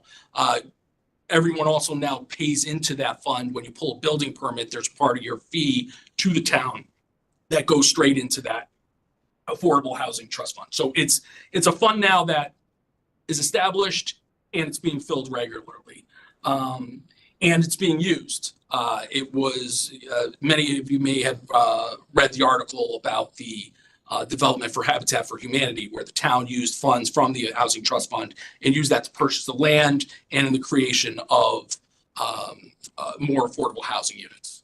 So at that point, I don't believe it had been used at all. Mark might correct me on that, but I don't think any funds from the Housing Trust Fund, when we originally proposed that, had been used at all. But now it has.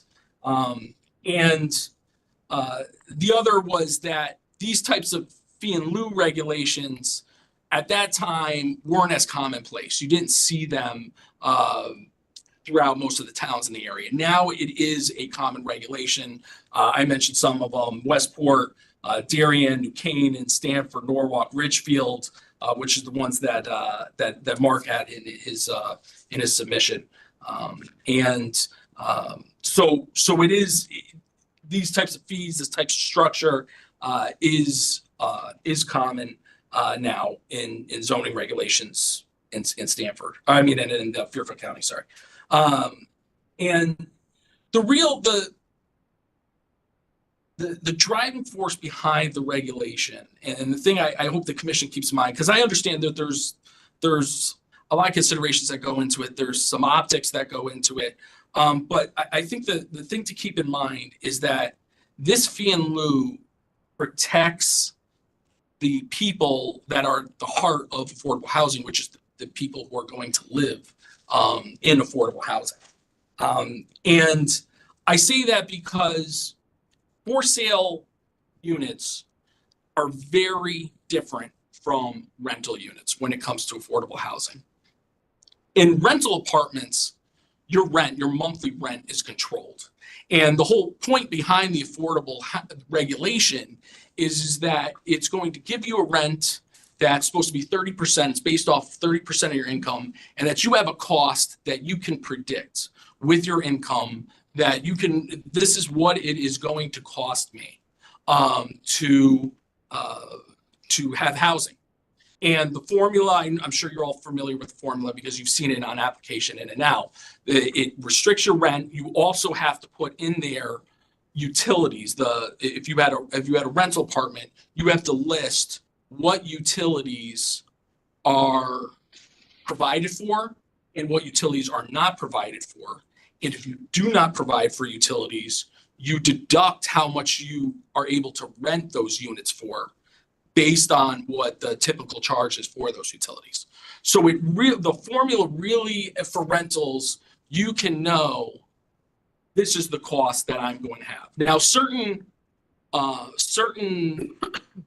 rental developments have additional features they'll offer you, such as parking, preferred parking, and amenities that you can pay to as kind of an add-on. But at the heart of it, this is what I'm paying to live here. For sale is completely different because it controls the initial cost.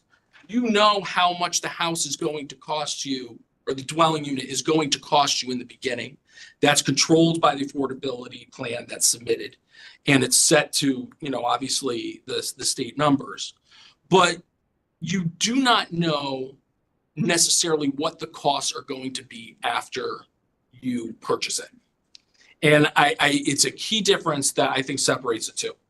And it creates a situation where, for lack of a better phrase, an affordable for sale unit owner is damned if you do, damned if you don't. If you purchase the affordable unit, for sale affordable unit, you own it now. Typically, they'd be set up similar to how Westway was set up in a HOA model, condominium HOA model. And part of that, being a member of an HOA, common thing I'm sure you're all familiar with, is that you can get charged HOA fees and condo fees. That is not controlled by an affordable housing plan. And so those and 830G law, that does not cover those types of fees. So you could get into a unit, and it's great because you have a dwelling unit and hopefully a great place to live, and you've been able to get the financing for it, you've been able to make it work, you plan, this is great. And then it could quickly turn into a nightmare because you can be assessed an HOA fee that you can't afford. And then if you don't pay it, you are in default. So you're able to get into this unit, but then you can't afford the HOA fee and you could go into default, and then you could lose it. On the flip side, and this is where I say damned if you do, damned if you don't, because it traps you on both sides. Let's say you buy the unit and maybe somebody in your family passes away, maybe you come into some money like 10 to 15,000. An HOA fee comes along and there's an improvement. It's going to cost all the unit owners $10,000, or it's going to cost 15, 20, whatever it is. And you have that money now that you didn't have when you first bought it and you qualified for the affordable housing unit. If you pay it, and now all the other unit owners pay it, the other unit owners get the benefit of it. They can, let's say you put an elevator in your unit. The market rate unit owners can turn, and then when they go and they sell it, they could say, here's my unit, and it's got an elevator, and they increase their price by, whatever that feature would be in the market, at extra $30,000, extra $40,000. The affordable unit owner can't. So no matter how much money they put into unit, they cannot recoup on that. Their resale is controlled. So that's where I say they if they don't have the money, they are a risk of default. If they do have the money, they won't be able to recoup it on the resale. And so it creates an odd structure where you're almost disincentivized from investing in your unit because, and maybe there's, small repairs or things like that. It just makes sense. And you're living in a good unit. So there is some benefit to, just keeping it up. But to invest significantly in the unit, you're almost disincentivized from doing that because, why put in $15,000, $30,000 when you're not going to see it whenever you end up selling. So that's, I think, one of it's the unique and difficult problem with for sale units, affordable units. And I think that's why, and I give the Affordable Housing Committee a lot of credit because I know they're here to promote affordable housing. And so it's tough, I think, for them when units are being proposed to say, well, maybe we should have an option where you wouldn't construct the units, but you would pay a fee in lieu.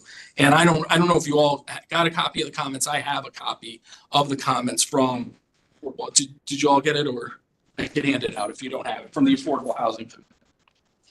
Attorney Russo, though, I mean, your point's all valid and fair. It seems more, while it supports your regulation, seems more like an impassioned plea for a local or state regulation or law that would restrict HOAs from doing that and taking into account that they are affordable housing units and probably should have to be proportionate to some extent.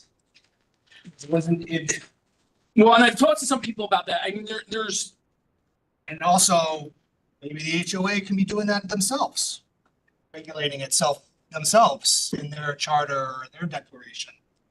Well, well, Can address that. I mean, is there any reason, these are gonna be high-end units. You're gonna have 18 units, 2 of which would likely be affordable. And it would be somewhere along a condominium type development where you'd have, bylaws and so forth. Is there any reason that the bylaws couldn't provide for the other, I mean, these are gonna be very expensive high-end units. And those 16 units would basically subsidize the 2 affordable. yeah, and I Part of the understanding going in when they bought it. it's not even a one, subsidy though. I mean, it's just acknowledgement that it's Tapping, affordable housing. it's one of the, it's a good question, Commissioner. It's one of the ones I kind of, when reviewing it, asked. And I've talked to a number of people about it. There's a couple issues. One is if you go to Anchorage, the 90-unit apartment development, there's 9 affordable units there. You would have no way of knowing, if you live there, who the affordable units are, because of the way that the affordability plan's laid out, they're equally spread. They're not in one area of the building, and they're all different types of units. So really, the only way you could figure it out is if you went to the towns and you looked at the affordable plan and you found out who had the affordable designation. So, but that would be different in this type of development because it would be in the bylaws and it would be clear as day who was the affordable units. And there is some concern there that it would single those unit owners out. That's if you identify the units. If you just say. Which you would have to in Necessarily, because you already have, all you need in the bylaws is something that will say affordable housing units, not identifying the actual units, but you have this, I'll call it new calculation, new allocation. But anybody who got a report on the contributions to the overall HOA would know. Because you would know which unit owners kicked in what. And I think also one of the things that really hadn't dawned on me, but was pointed out to me is that it could also hinder the development as a whole. Because when you go and purchase that unit and or somebody was a potential buyer for that unit, and they went and they looked at the how the HOA fees were allocated, you would see like, okay, well, it's an 18-unit development, but I have to pay 1/16 of all assessments. So why am I not paying 1/18? And then, you have prospective buyers who are looking at, okay, so I have to pay for improvements, not only for my unit, but for somebody else's unit as well. So I'm bearing a entirely additional cost. And yes, in a development that's a high-end development that, making repairs or, anything, any kind of upgrade is going to be a significant cost. And so it can definitely impact the affordable unit owners, but also the development as a whole. And that's why I think, again, the first time we came with. Know that going in. They would know that going in, but that could impact the development as a whole, and that because, you don't know what assessment might come up in the future. If you're a buyer and you can say, well. You also don't want the idea though, that you have a minority group of affordable housing units and all of a sudden we have a board asking for an enhanced security or a pool and all these things that they don't want or don't need. And they're getting assessed it for that reason. So, I mean, there's many pros and cons to it, but, I think your passion plea though speaks to the idea that maybe it should be addressed upfront because, we need affordable housing and this, in order to cultivate that affordable housing, you've identified massive, I won't say massive, but potential problems with the sale. And, that's a con that comes with it. Why put it on the affordable units who need the subsidy when you have the market rate units and the people who can afford it be there, have it. But I mean, that's a policy that we don't need to get into now. but I think one of the differences, again, from when we first applied for this, again, is this is not, we were kind of, I think that like canary in the coal mine on the first go around. And I think you'd see that there's a lot of towns that now have this regulation and have recognized this danger and the affordable, I'm gonna say their name wrong, Affordable Housing Committee. They also spoke in support of it, because I think they, and again, just to read one section that they had in their letter, the committee acknowledges that affordable homeownership units present some unique challenges.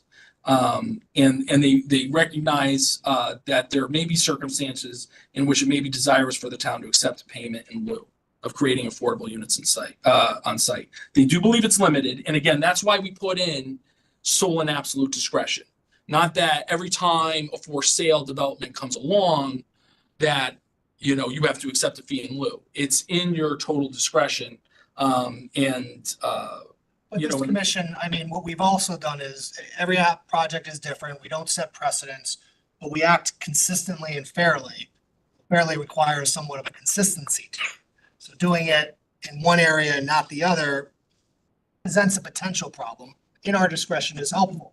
But what you laid out a second ago with the problems of for sale for affordability would apply to everything, all for sale, which is what this regulation will be only limited to. So every time, while it's in our discretion, every time we get a project that's going to be for sale and have the affordability, your fairly stated concerns will apply to it. Except you could look at that as a case by case basis. So, for instance, if there was a development that was 40 units, then it's very diluted. But there. So I think that the commission could then, in that instance, look at that and say, okay, there's a wide swath of people that can cover this, and it doesn't impact it as much. Whereas something below 20 units, it's a much more impactful percentage. Potentially, I mean, we don't. Half the problem we have when we deal with some of these applications, frankly, 830Gs jump to mind, is we don't get the finances. So we are left in the dark as to what things cost and what all these things are, and we've been facing that problem in a lot of ways. So it's a fair point, but you would think the HOA costs would be high, just as high.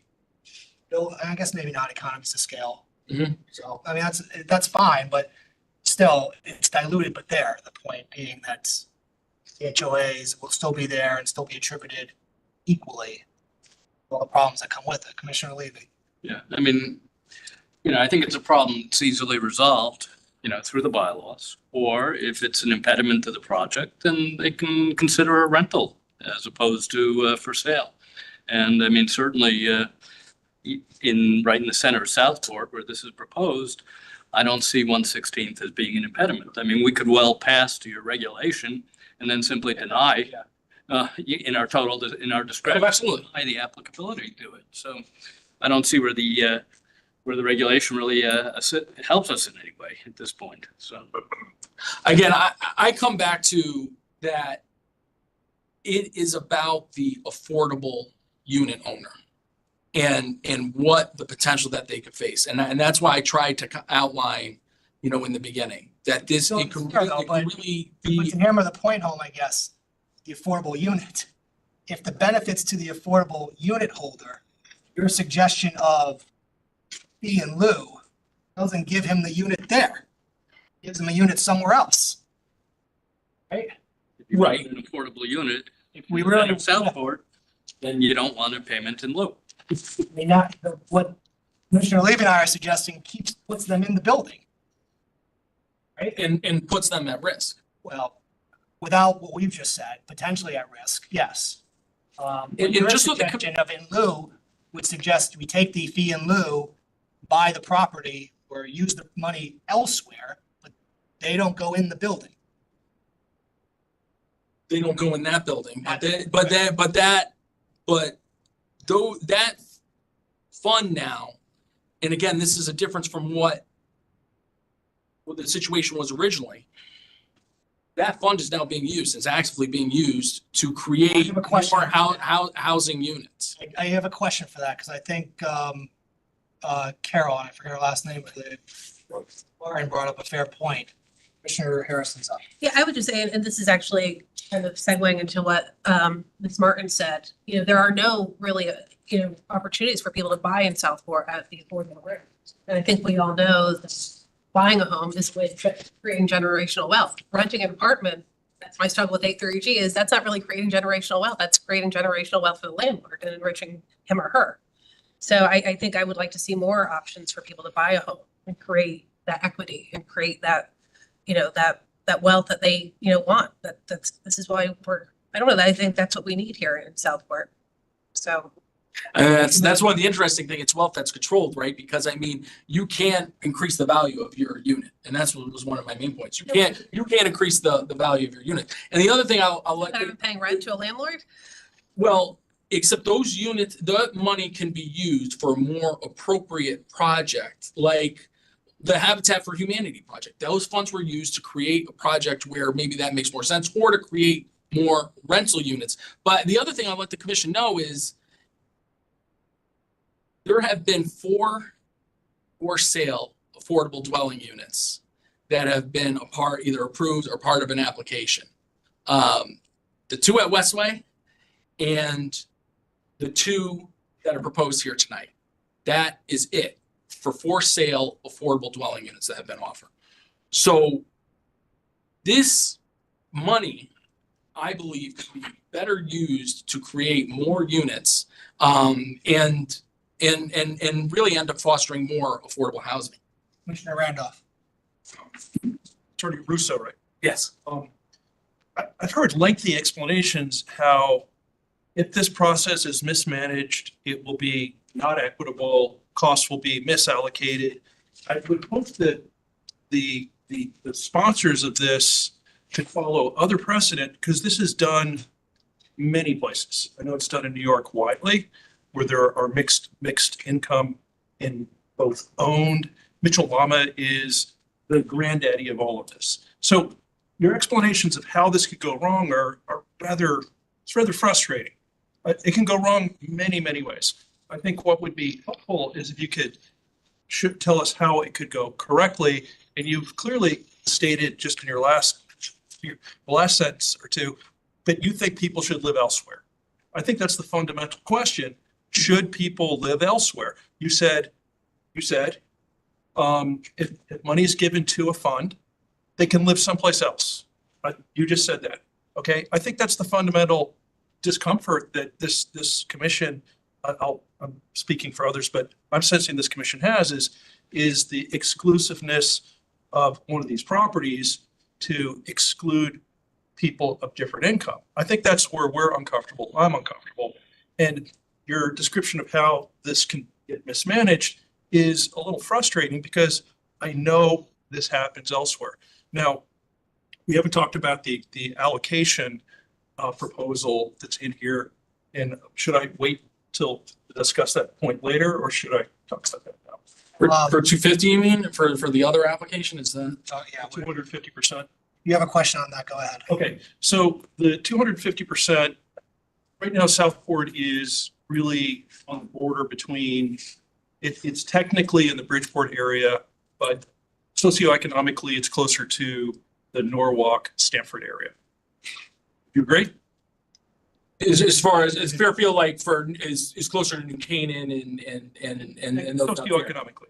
Yes. So the difference there is, I just looked it up, it's 125,000 versus 103,000. I just wanted to note that. It's a pretty significant, it's 25% difference for the median income for those It's areas. just, you looked it up. What did you just cite your source for us, please?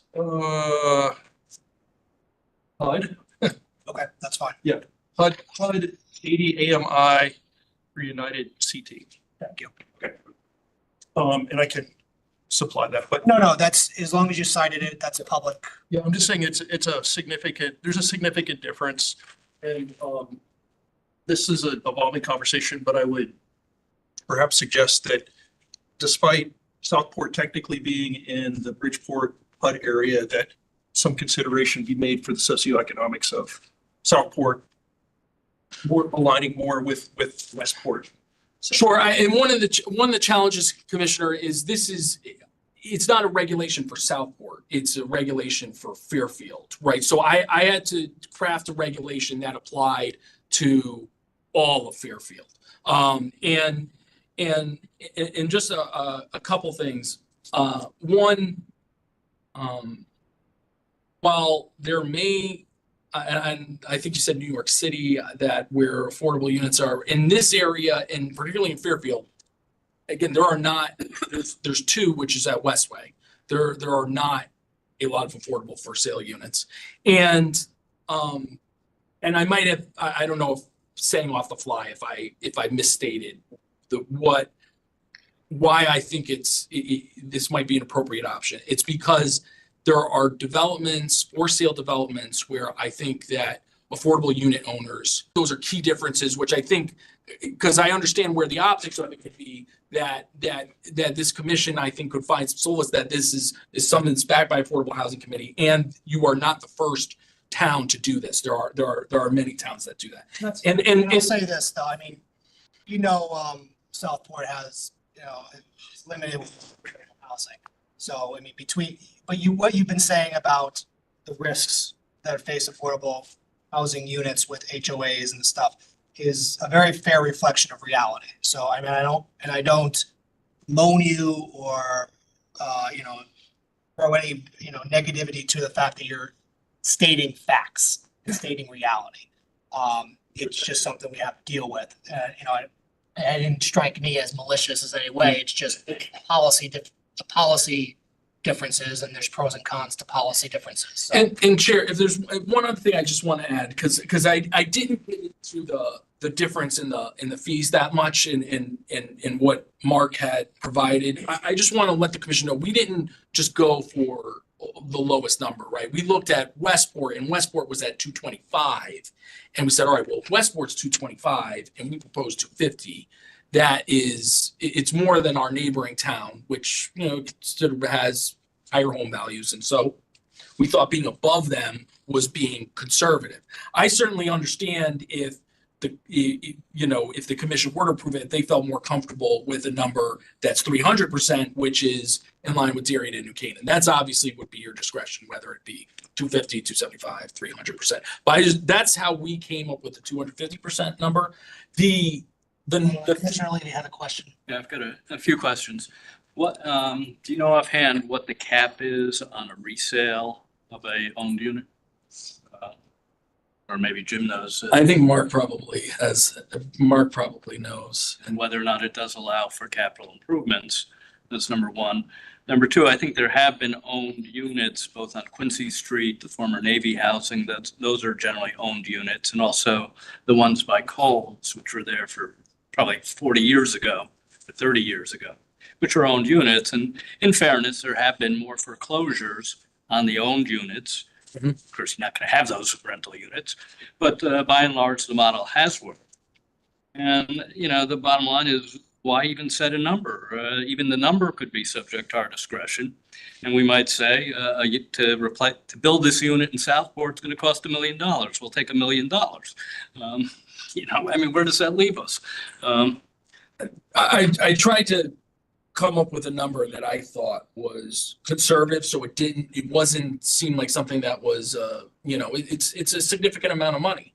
And, the number that ended up coming 350%. I mean, if you looked at the first sheet from what was supplied to the committee, the 350% would be higher than would be a higher multiplier than any other town listed.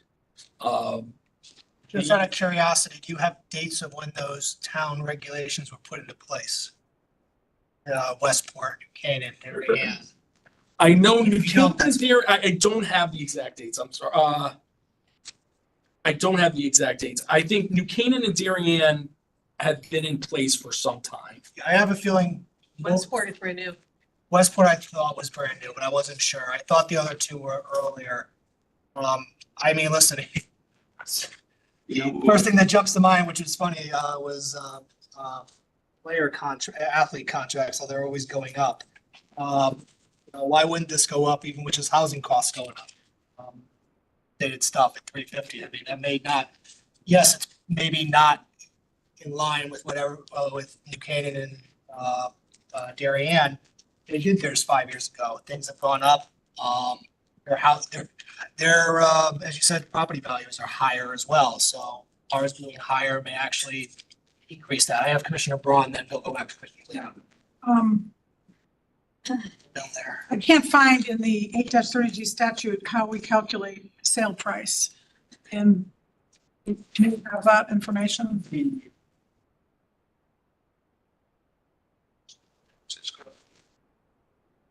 I assume it has something to do with a I'm trying to see. mortgage. Why wouldn't HOA be included in that? Why wouldn't common charges be included in that? I assume it would include property taxes, utilities, that would be applicable. I'm trying to pull up. Mortgage, all fitting in within 30% of 80% of. If memory serves, it's only focused on the purchase. It's only it's only focused on the purchase price. That's all. It does not control. Figure out what the mortgage payment would be based on that purchase price, and the down payment also would have to be factored in. Right, but all it sets is the value, and then how you get your financing. I mean, that's all to you. But I mean that what it sets is the value of the sale. I'm looking in 8-30G, I can't find it. Commissioner Levy, go, yeah, we'll look at it. You don't have to tell me now, but that's a question I have. It's what you use is how the formula starts is you use the lower of area median income and state median income, which right now for Fairfield is close. It's the area median income is 117,400. The state median income is 119,500. And then what it does is it basically it has a formula that brings it down. So What is that formula? Figure out what the sale I think essentially what's figuring out is what 30% of your income would be that you could put towards your housing for mortgage or some type of payment like that. Because that's the overall theory is You'd have to you pay 30% on your housing. value would have to be based on mortgage payments, property taxes. Well, the Max, I mean, property tax, you pay property taxes with your mortgage generally, but it's not, it's different. You have to back into the price by figuring out what the monthly cost is at is 30% of AMI, right? 30% of area median income. Yeah, because it's the lesser, and here the lesser is some area median income by 2,000. So 30% of that, you'd have to be what your monthly payments should be for mortgage, tax, insurance, utilities, and HOA, right? It's I don't think that's spelled out in the statute. I think it's just for that. no, it's just for the sale. Yeah, it's just for the sale. That's some of what we Send them were out. talking about was you have the purchase price, but then you have all these other add-ons. Right, and in HOA, there's some regular fees that you would have, snow plowing, trash removal. But then HOAs can also have special assessments because the roof needs to be redone.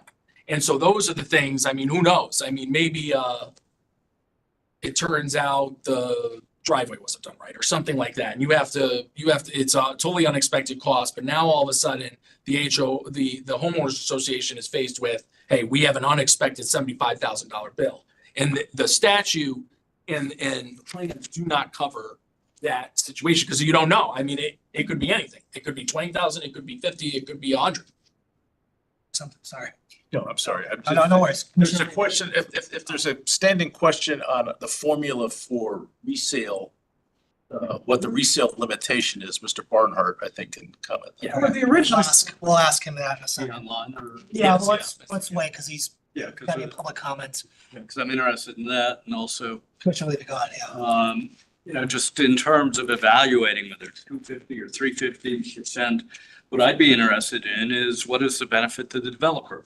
I mean, if a unit here is going to sell for, let's say, hypothetically, $1.5 million, and the 60% or 80% unit is 350, well, that's $1 million plus savings for the developer.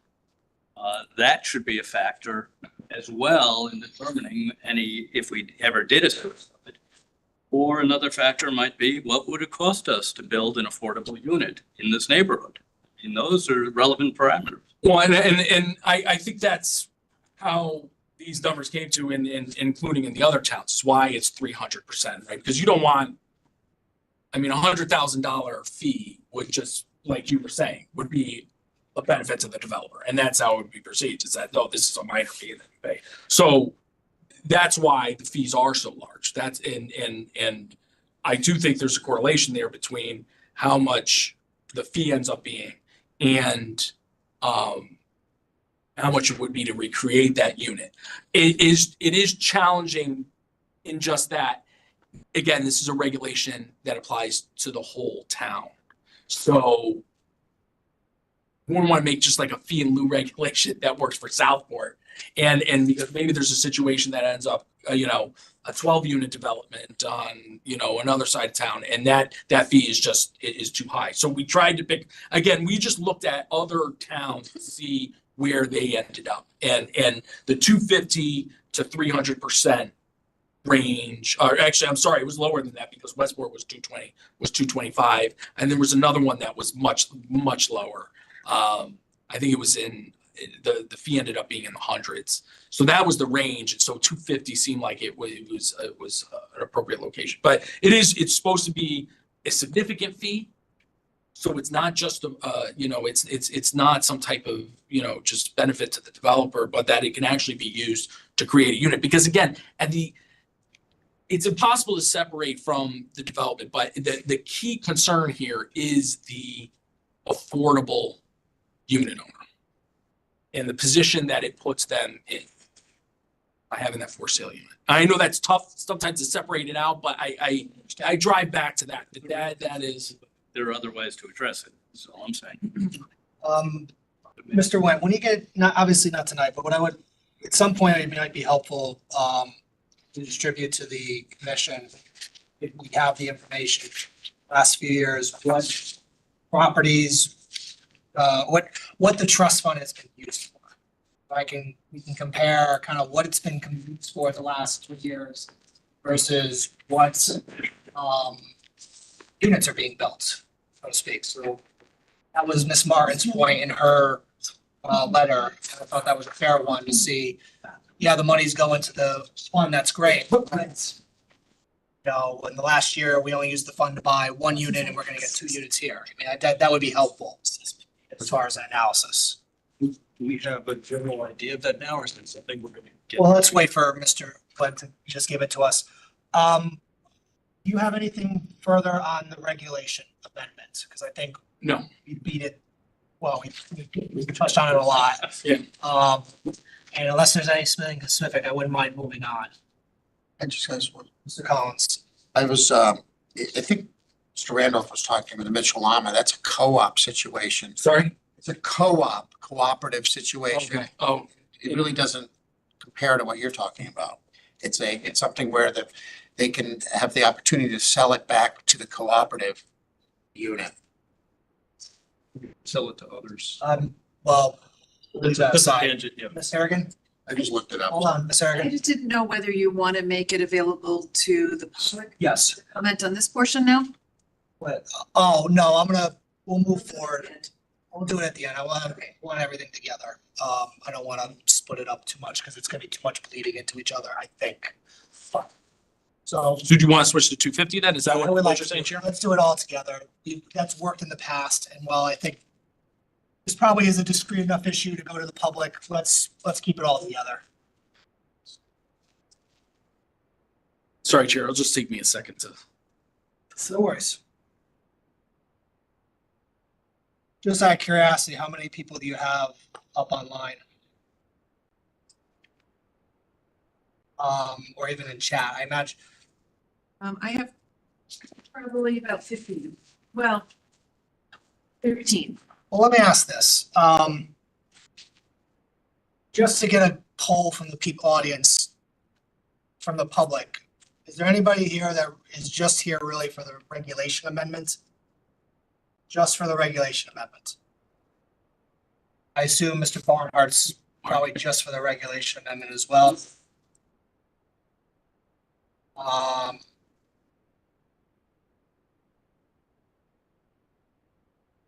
Everybody's up, hands are up.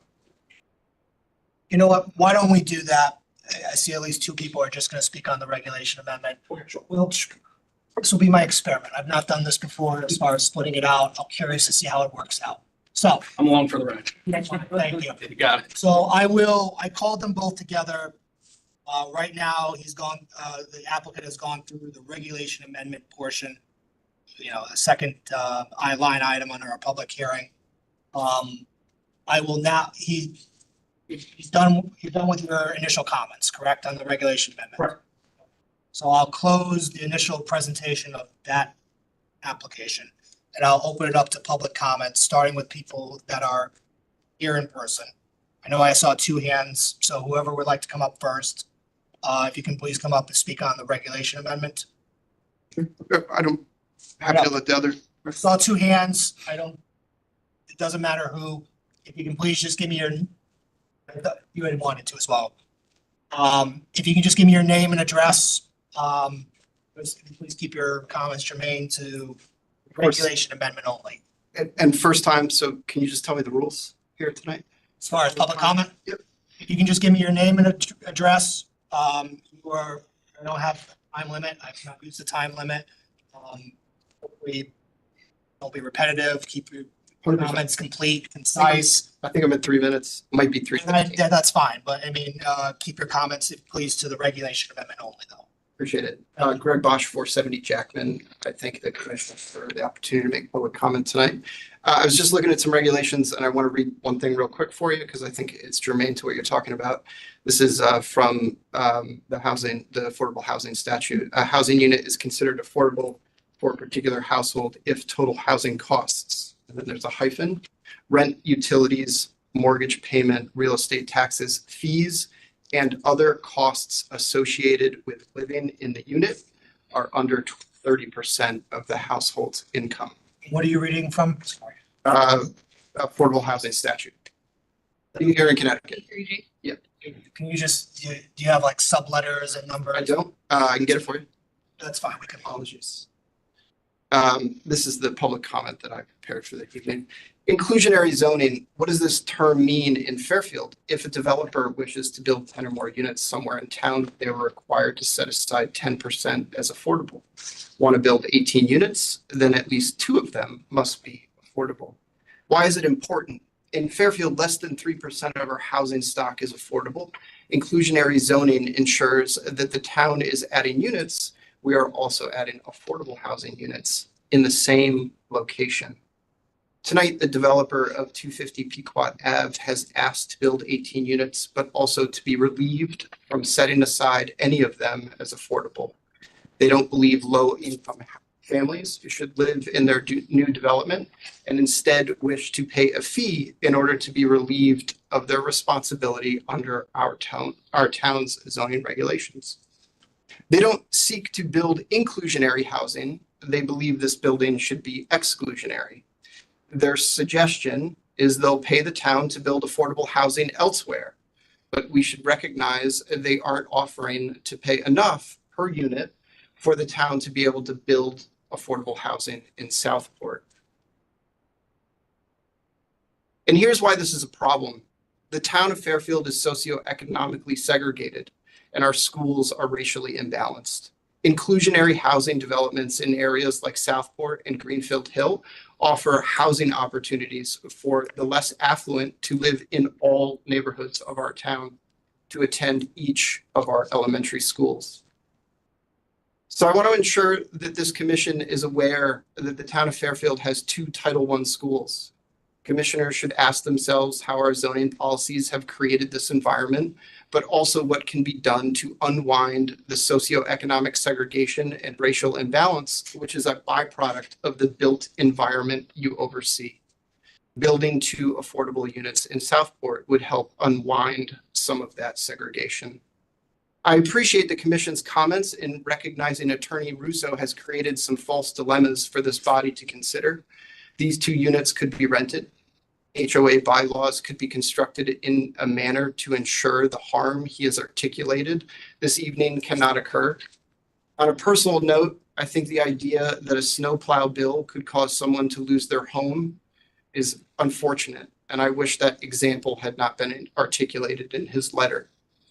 To approve 250 Pequot to construct an exclusionary housing development while also creating precedent for future developers to do the same, pay below market rates to have affordable housing that they are required to built elsewhere, and by someone else, shifting those costs, I think I heard this evening, to Habitat for Humanity, will only further contribute to the socioeconomic segregation and racial imbalance of our town and school system. These arguments made in favor of a regulation change and the amount of money being offered to circumvent current regulations are not compelling enough for me to justify the loss of 2 affordable units in Southport. So lastly, I'll close with this. I hope to be able to share with the Connecticut Department of Education on March 6th that this request was denied, because I fear that it furthers the narrative that Fairfield is disinterested in the effect on our public school system when we concentrate affordable housing on only one side of town. And so lastly, if this is proposed, if this proposal is accepted, I believe the commission should look very strongly at how the calculation is being done. The amount of money in lieu should be set at the market price of the unit at the time of sale, minus the price of the unit if it was deed restricted and affordable. No additional profit should be left on the table for the developer. All dollars should come back to the town of Fairfield for the development of affordable housing. Thank you very much for the commission's time this evening. Thank you for your comments. Question for Mr. Bosch. We generally don't ask questions. Well, we try to avoid it. It's really like specific to like neighbors and such. I mean, I would just be cautious about it. Okay.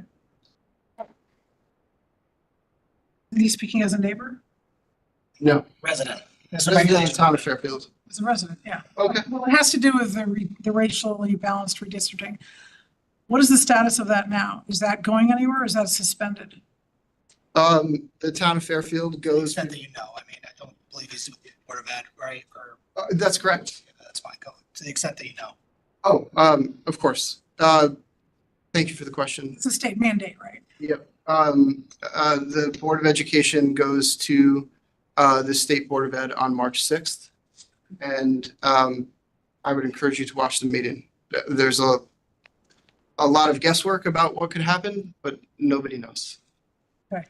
And I also found in 8-30G, the only thing I could see is what you basically referenced. It's basically 8-30G parentheses 6, where they're defining a set-aside development. But this is not an 8-30G, this is inclusionary zoning. So my only thought is, in part of our discussion before, we could do whatever we want with inclusionary zoning, but it won't qualify as 8-30G towards our 10% or a moratorium if we don't have the same standards that's in 8-30G. So we're using 8-30G to define what we will call affordable. If not, it doesn't count towards our 10% ratio or a moratorium. So that's why we use 8-30G. Otherwise, I don't think it would matter what we use to define, we could do anything we want.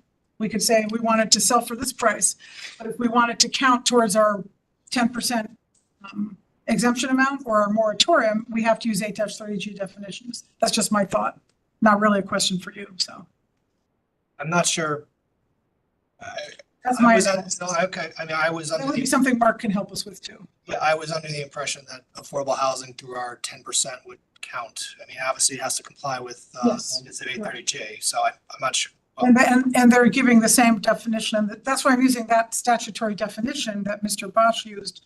It doesn't seem to omit homeowners association fees. I need to look at it. Yeah, okay. Thank you for your It is time. 8-30G. Thank you for allowing me to speak on this topic. I'll say I'm fairly confident we're not going to have a decision by March 6th. Our next meeting is not even till March 12th. And just to point out, even if we accepted the regulation, doesn't mean we would necessarily have to apply it here either. So, regardless. Ma'am, come on up. My name's Jackie Page, Just, sorry, we have a microphone up here and hear you better if you don't mind. And to anybody who's joining remotely, if you can please sign in the chat if you are wishing to speak on the regulation amendments. I assume Mr. Barnhart will start. My name's Jackie Page, 683 Fairfield Beach Road. I'm a brand new member of the Affordable Housing Committee. I'm here in a supportive role, and I'm deferring to my associate Stephen Grathwell to present our position. Okay. So, Thank you. Steve is asked to speak. Mark or Steve, who signed up first?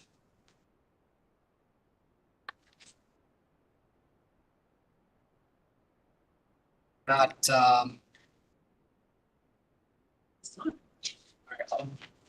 I'll open it up to public comments who's joining us remotely or by phone. See Mr. Barnhart. We had some questions, I think, for Mr. Barnhart. So Mark, if you're there, please. You're here to answer questions. Okay. Questions? Oh, there you are. Did you have any comments before questions, or should we just open them up to questions? I don't want to step on the committee's letter. The letter, I think, speaks for itself. It does. I don't agree with the comments that were made by other members of the public. This is not something that I think from the committee's perspective, view it as a additional tool in the toolkit to be used at the commission's discretion if you feel it's appropriate. But the committee also believes that, you know, the application of a payment in lieu should be fairly limited because, as the speaker pointed out, as a number of the commissioners also indicated, it's much more preferable to get the benefit of the units at the time the development is placed into service than to have funds deposited for development of affordable units at some future date. So that, with that said, I'm happy to address how the committee arrived at the 350% number and address any other questions the commission may have. Any question? I would like to know if you had a quick response on the 350. I think that would be helpful. And then I'd ask if there are any other questions, get them ready for Mr. Barnhart. But yeah, if you can, either you or was it Steve? What's his last name? It's not on anymore. Not on. All right. So Mark, sorry, you're gonna be heavy lifting, I guess. But if you can just kind of go through quickly at how the 350 was calculated or suggested by the Affordable Housing Committee.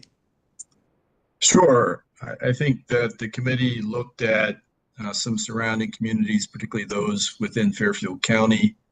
We did not consider Westport. I'm not as familiar with their regulations, but I do believe their inclusionary set-aside percentage is much higher than Fairfield's is, similar to other communities that we surveyed. I think Westport requires 20% as the set-aside. Ridgefield is at 14%, Darien 14%, New Canaan at 15%.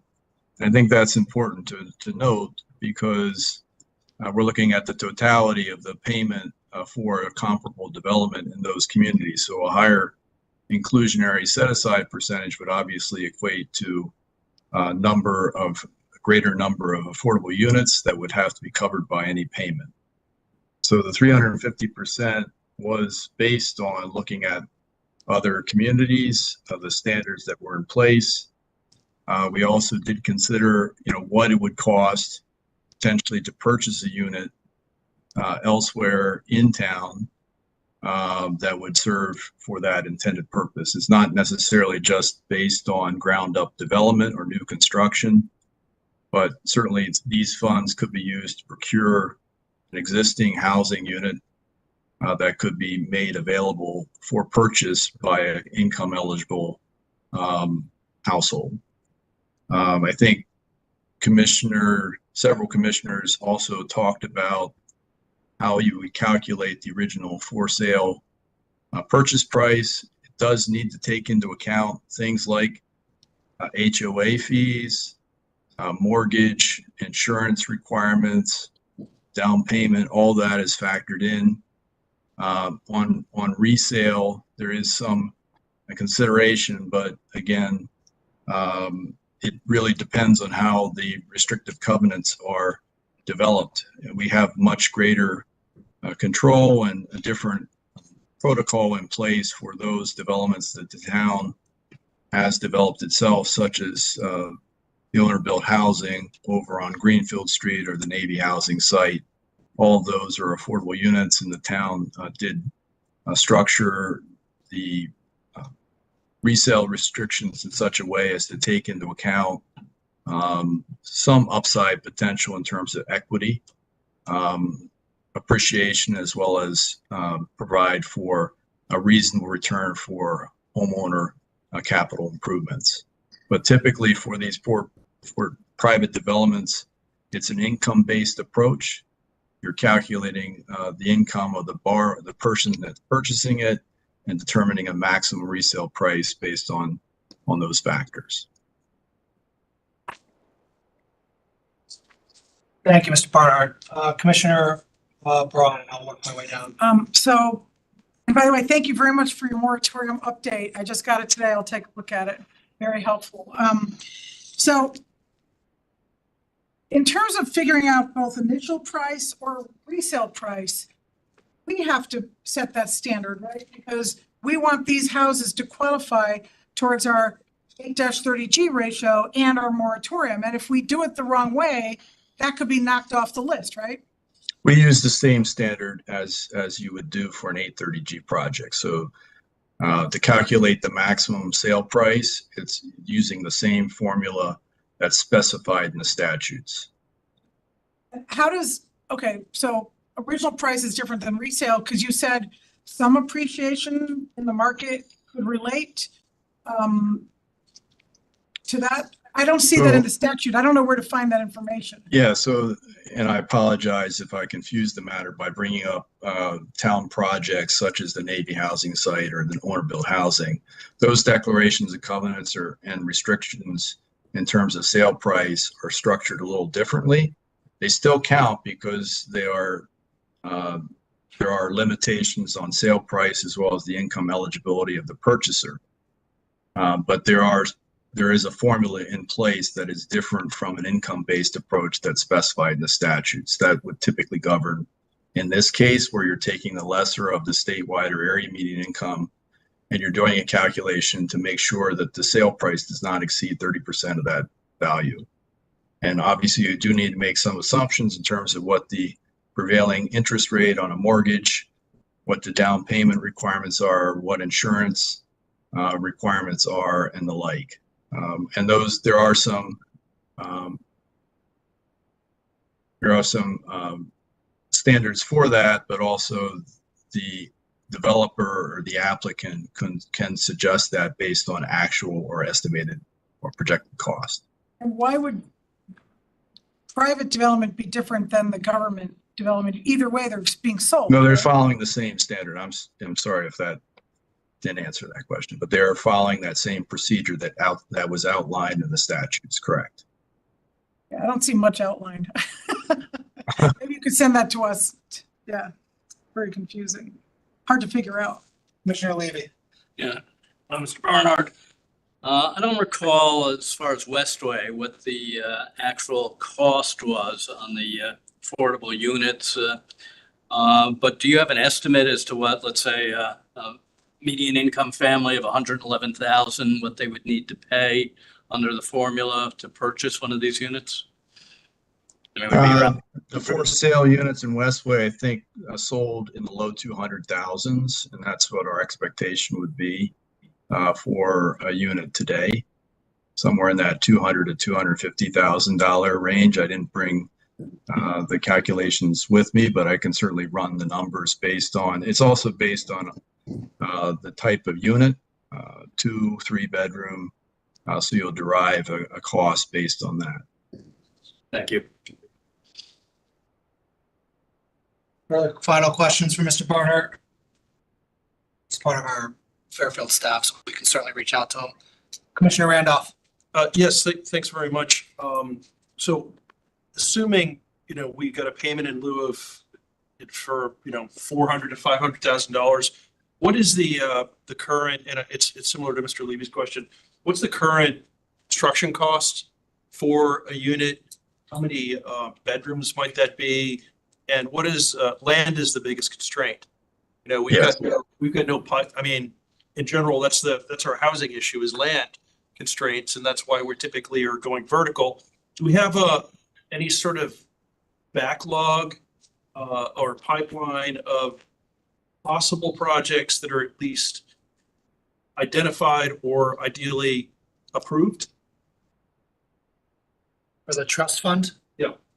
We have several projects underway, one in construction, which is the Greenfield Street project with Habitat. It's a 4-unit development, all for sale at or below 60% AMI. What made that possible was the acquisition cost was quite low. And it was coupled with property that the town already owned.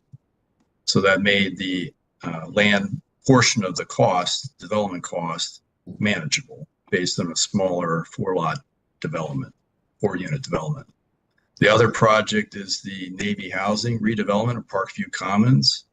We've been in the process of acquiring or reacquiring lots that are relatively contiguous, hopefully contiguous, but some are across the street from one another.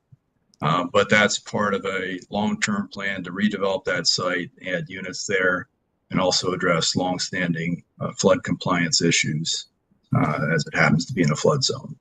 And that is in the process of executing the development agreement with our chosen development partner, Habitat. Again, we're providing the land under a ground lease at no cost to them, and they will manage the construction and development of that. I wasn't clear in my question, sorry. I guess it's laudable that you have these projects underway. I was wondering if you have projects that are unfunded where you could possibly use these incremental funds. You pinpointed the key issue right up front, which is the land, not just the land acquisition costs, but also to identify potential opportunities that we can gain site control fairly quickly. And that's the biggest impediment we see. It's limited, if non-existent. And I think that's the biggest issue with a payment in lieu. If you look at the trade-off between getting the benefit of those units at the time in which the development is constructed and placed into service, obviously that's going to be a more expeditious path to getting those units online and providing benefit to the community. That said, we recognize that there are unique challenges associated with for sale developments. They can be addressed in other ways. I'm not discounting that, but they are different than rental developments. And so to provide the commission with some additional tools, whether you exercise or use them or not, the Affordable Housing Committee thought that was an appropriate thing to look at. But Mr. Barhart, just quickly,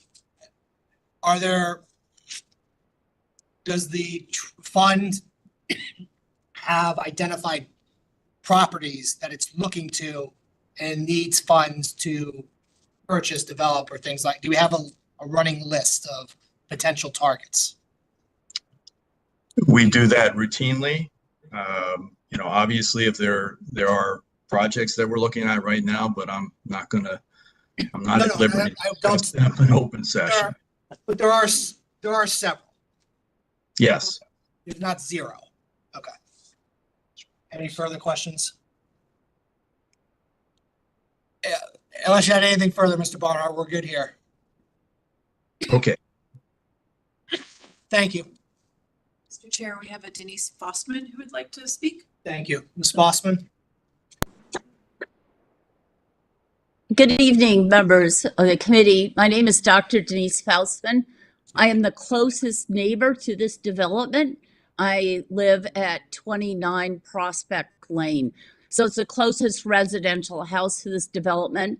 And I wanted to express tonight that I support their proposal for this permit. And I should also disclose I have no financial association with this group, nothing to gain, unfortunately. It's just my opinion that I think they should be given the ability to pay into the fund, but pay a fair fee so that other sites where the prices are more affordable can be utilized. I would also like to just mention, I have nothing to do with real estate in my normal job, but I'd also like to mention that in other states such as Massachusetts and California, for these affordable housing sites, they're giving preference to the elderly that have lived in the community for greater than 25 years. Since you guys are part of the community, and other people often when they age cannot stay in the community because of finances, it's a nice consideration for affordable housing to benefit the people who have paid taxes for 20, 30, 40, or 50 years and restrict it to those people who are already members of the community and have contributed to the community but can no longer afford to live there. Those are my only comments. Thank you for working on this issue. Thank you, Doctor. Any other member of the public wish to be heard on the regulation amendment portion of the regulation amendment application? Seeing nobody in person, anybody in person? We went through them. No. If anybody's joining by phone, please press *6 to unmute yourself. Member of the public wish to be heard on the regulation amendment portion. We're going to get to the special permit application next. Close the public, nothing more, Ms. Harrigan, you say? Okay. I'll close the public comment portion of the zoning regulation amendment part of this hearing, or the application for Pequot Realty. Attorney Russo, further rebuttal comments? Well, I think the points have been made, and I don't want to belabor anything, Chair, because I want to get to 250 people because we're excited about that development and we have a lot to talk about with it. So the only thing I will say, Chair, Commissioners, and where this amendment came from, I was involved in the first iteration of this amendment, and so I was there and I saw it defeated. So and I heard the reasons for why it was denied at the last time. So I'm not that thick. My wife would probably disagree. So the reason we came forward with this amendment is that the circumstances seem to have changed. And I know I went through that thoroughly with the Affordable Housing Trust Fund and then the other towns, and that seemed like there was regulation place. So that's where the amendment came from. And so, and thought that maybe that this, you know, in looking at the next development, you know, in the challenges that could be there, we propose this amendment, but I just want to, No, it's fair. you know, You're coming forth with the support of the affordable housing. So I mean, you have more data points, you have more experience, we have more experience in the area with it. You know, it's fair that you're coming back with it. Understood. So that's With it. that, Rebuttal. with that, yes. So I will end the public hearing portion of the zoning regulation amendment for Pequot Realty LLC. We'll now turn to the special permit application. Okay. 250 Pequot Ave. Thank you. Thank you. Okay. Chairman, Commissioners, Chris Russo again with Russo and Rizzo LLC offices at 10 Sasco Hill Road in Fairfield, here on behalf of the applicant for the property at 250 Pequot Avenue. Very excited to be here. This has been years in the making, literally, in coming forward with this application. Included a lot of conversation with neighbors, Sasquatch Association, Southport Conservancy. Mr. Franzen, who was the architect on that project, is going to go through some of those changes that occurred to our original design based on the conversations that we had with folks in the neighborhood. And I'm sorry, I'm reading off because my notes are on here, so that's why the computer's in front of me. So, Emmeline, This is kind of a quick, maybe gateway question. It's with the regulation amendment as well. Is the site plan have currently the two affordable housing it's in there, or are you asking Yes. for? Well, we were asking for, if it was approved, asking for the fee in lieu, but the two affordable units are in there. There's an affordable plan in there as well. Obviously, this site plan does not depend upon us granting the regulation amendment and then affording it to you. No. Thank you. So an overhead site plan, which is possible to make that bigger on mine or no? Sorry, yeah, that's, I'm looking at that side window. Nice based on the PowerPoint. Well, I can zoom in. Let me see. so the site is 250 Pequot Avenue. It is located directly on Pequot. It is its only frontage, street frontage that it has no access anywhere else. It's two, and what I was trying to show with the overhead in the presentation is that it's. You have to do it on on that screen. that one over there. Yeah, so it's just, I have a little laser pointer there, so. Presentation mode too, or just so it's easier to see. Yeah, if it was in, I think she, well, maybe she. put in presentation mode. It's in, Well, I have the plans here as a backup, so I can just go with. yes, I can. The presentation mode, there's a slide. There's not all that stuff. I think it's in the top left there, yeah. Yeah, it should be. You go over. Right inside, go right next to it.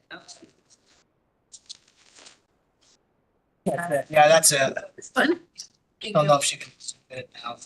I don't know what I'm doing. It's okay. I have the plans as a backup. So what I was showing with the overhead is just to orient you on the site. So this is to a little bit above the big five-way intersection that's on Pequot Avenue. There you go. Great. So it's right near where Pequot meets Main Street, Old Post Road, Rose Hill Road. They all kind of come together. So it's a little bit above that intersection. To the south of the site is where you find the main commercial corridor, the main retail corridor of Pequot Avenue, where Spick and Span is, where Horseshoe, naming all my favorite haunts. So, but that's on the southern side. To the left of the site is the Chase Bank that occupies that corner there. And just behind that is actually, which might be surprising to some people, there's actually three properties there right before the train station. There's the Chase Bank that's there on the corner. And then there's a small parking lot that's actually owned by Sasquatch. And then there is another piece that's owned by DOT. So there's actually three sites squashed there. There is a water course that runs along the rear of the site and actually goes underground right there. And then obviously there is also the railroad tracks and that actually you might think that it runs along the entire rear frontage, a rear property line of the site, but it actually doesn't. The site moves away from the railroad track, so it's only in this area here that it touches the property line. It was subject to a UI easement, but that was removed with the recent decision that happened on that. So just for your knowledge, there's no UI easement anymore on that property. There was going to be.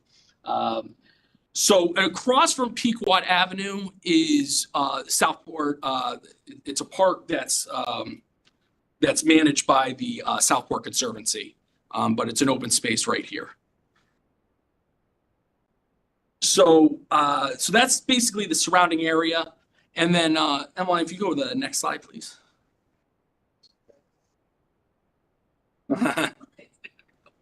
Well, now because I have all of these, I can switch over to here. There we go. And why don't I do that? Because it's a little bit smaller. Just zoom in. The existing site has it's slightly over an acre, 48,000 square feet. It's rectangular. It's got a really long frontage along Pequot Avenue, 282 feet. But it's a rather shallow site. It's only about 130 feet deep. Which is lessened by the water courses that you have along the rear. It also has a grade change. Pequot Avenue sits higher. and then it lowers down to where you see the bulk of the parking area. So just a kind of brief little segue on Southport. So Southport's interesting. It's got an interesting history because it's known for its beautiful homes and its quaint commercial corridor, but it also has an industrial past. And in fact, if you look at the zoning in this area, you'll see that designed industrial is still there in a chunk of Southport.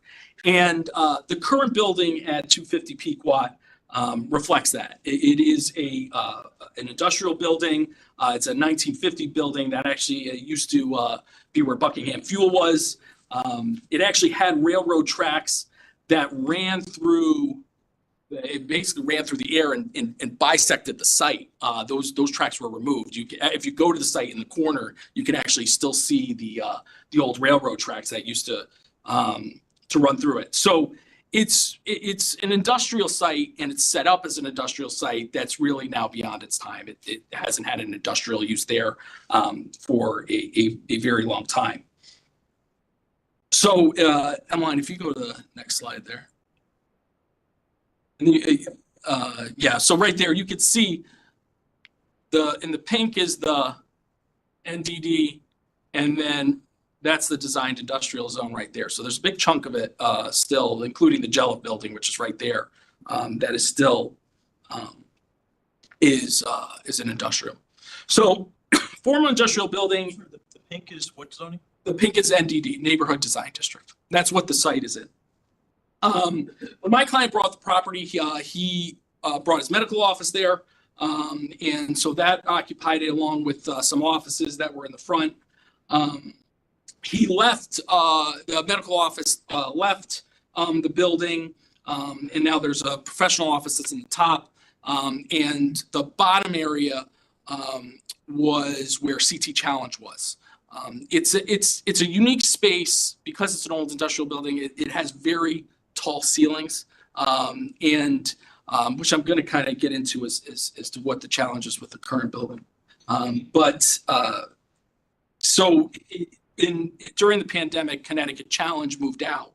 It's really been a problem with that current building being able to rent it because it's just not designed for today's market. It's got these high ceilings. We looked at creating a mezzanine floor to the lower level, but the walls can't support it because it's not built to support something like that. So it's a long way of saying that the existing building really needs to come down. It's out of date, and that's what we're proposing here, to demolish the building and construct a new building that will be centered, and I'll switch over to here for now, but a new multi-family residential building that will contain 18 units. One of the nice things about doing that is we are able to center this building on the site and bring it so it takes up more of the frontage along Pequot Avenue. Again, it's got a long, extensive frontage along Pequot Avenue, but and Jack's actually the one who kind of came up with this phrase, is saying if you look at that site now and you drive down Pequot Avenue, this site is the missing tooth of the entire street, because everywhere else there's building frontage right on Pequot Avenue. But here where the existing building is, it's brought over to one side, and then there's a driveway ramp that comes down to a large parking area. So when you drive by it, you just see this large asphalt area, and then this building shoved to one side, which for Pequot Avenue is only one story. So it really doesn't have much of a presence. This redesign addresses that. It centers the building and pulls it forward to Pequot Avenue, and it also creates, and you're going to see it in our plans, landscaping and a real street presence, so that when you drive by it, it's going to fit in better with the neighborhood. You're not just seeing a huge amount of asphalt. So The proposed access for the building is, there's a full point access that would come down to a parking space area that will contain 53 parking spaces. One of the big improvements with this redevelopment is the site is currently non-conforming as to parking. And even though the office building is really not that big, it's only 10,000 square feet. So it's an over an acre property, but it's only 10,000 square feet of office. And the problem is if you built the permitted FAR in that zone, if you built out to that, you would need over 100 parking spaces. So the site really can't accommodate that type of use. And that's why with this use, we can provide parking and a parking ratio for residential that exceeds at almost 3 spaces per unit, exceeds a lot of, I mean, I don't think I've presented a multifamily residential project to this board that's had as high of a rate as that. Usually it's 1.5, 1.2 or something like that. This is almost 3 per unit, right? So it really has sufficient variety. And that's something, just so you know, when meeting with Southport Conservancy, Sasquatch, they have a lot of concern about parking there in Pequot Avenue on time, that on-street parking can really get filled up. And it's a great convenience to the retail shops that are there to have that parking to access their site. And so rather than having a use there that might eat into that parking, might not be appropriate park, we have something that we feel the site can accommodate the parking for this use. So full access on the northern side of the site down to this parking area, some of which is located beneath the building, some here to the side.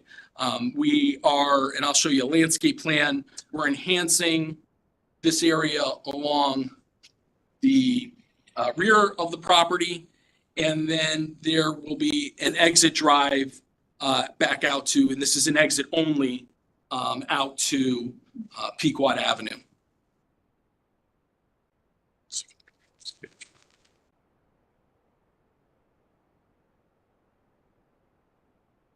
One of the features too that we've added here to kind of create some interaction with the street is that we've added gardens here in the front to create, again, some interaction with the street. If you know Pequot Muse, which is a little bit down from there, they also have similar gardens, all really with trying to enhance the look of the site. And just so you could see landscaping wise what we are doing. Just a huge improvement to the amount of green space that's there on the site now. This is all paved area right now. And so this is all turning in to a landscaped front and then extensive landscaping, which has been before the Inland Wetlands Commission and has been approved by the Wetlands Commission. So I don't want to step on Jack's presentation. Jack, do you want to come up and just run through the? You said everything. I know. Let me pull your kids up. Yeah, so I'm Jack Franzen, I'm the architect. I live in Greenfield Hill, 2760 Congress Street, and I have had an office at the Tide Mill in Southport for like 40 some odd years. And I lived in Southport, I lived on Pequot Avenue for 20 years at number 416, which was one of those little houses. In fact, it's the one next to the post office. That is, was great. It was a great place to raise kids, and we walked everywhere, the barber shop, the drugstore, the horseshoe, the spick and span. Kids could go and, when they got to a certain age, we felt that they were safe walking around the town. And on bicycles, we would ride with them, but it was a great place to raise kids. We're proposing this new 3-story building on Pequot Avenue. We can go back to the site plan briefly, which I have it here. Yeah. The existing building is jammed up against the Chase Bank. And when you park in front of the Chase Bank to go to the banking lobby, you look at a wall of like cracked cinder block. It's really unattractive. So one of the features was pulling the building away to give some breathing room to the Chase Bank. I think that's really important to emphasize. We made the building, it's a brick exterior. The first 2 stories are brick and they're whitewashed brick. And this was something that the Sasquatch and the Conservancy wanted because the building was designed to emulate their 2 4-story multifamily buildings in Southport that you may be familiar with. One is right at the apex of Center Street and Main Street, and the other one is right behind it. And actually, the one that's right behind it is the one that we like the most. It's got whitewashed brick and a balcony that's set back. So even though our building is only 3 stories, it emulates those buildings with the brick facade and then the upper story being set back with a decorative wrought iron railing. The way the building's laid out, it's basically on the ground floor. There's 4 garden units that Chris mentioned. They have these little courtyards, and then and those are all 2-bedroom units. And then there are 2 units facing the brook, facing that riverscape that Bill Kenny designed. Those are balcony units. They have small balconies. On the second level, there's 4 balcony units facing Pequot, and then there's 2 units facing the brook in the back. And the ground floor also has an amenity. In the middle, there's a gym on the ground floor. Garage.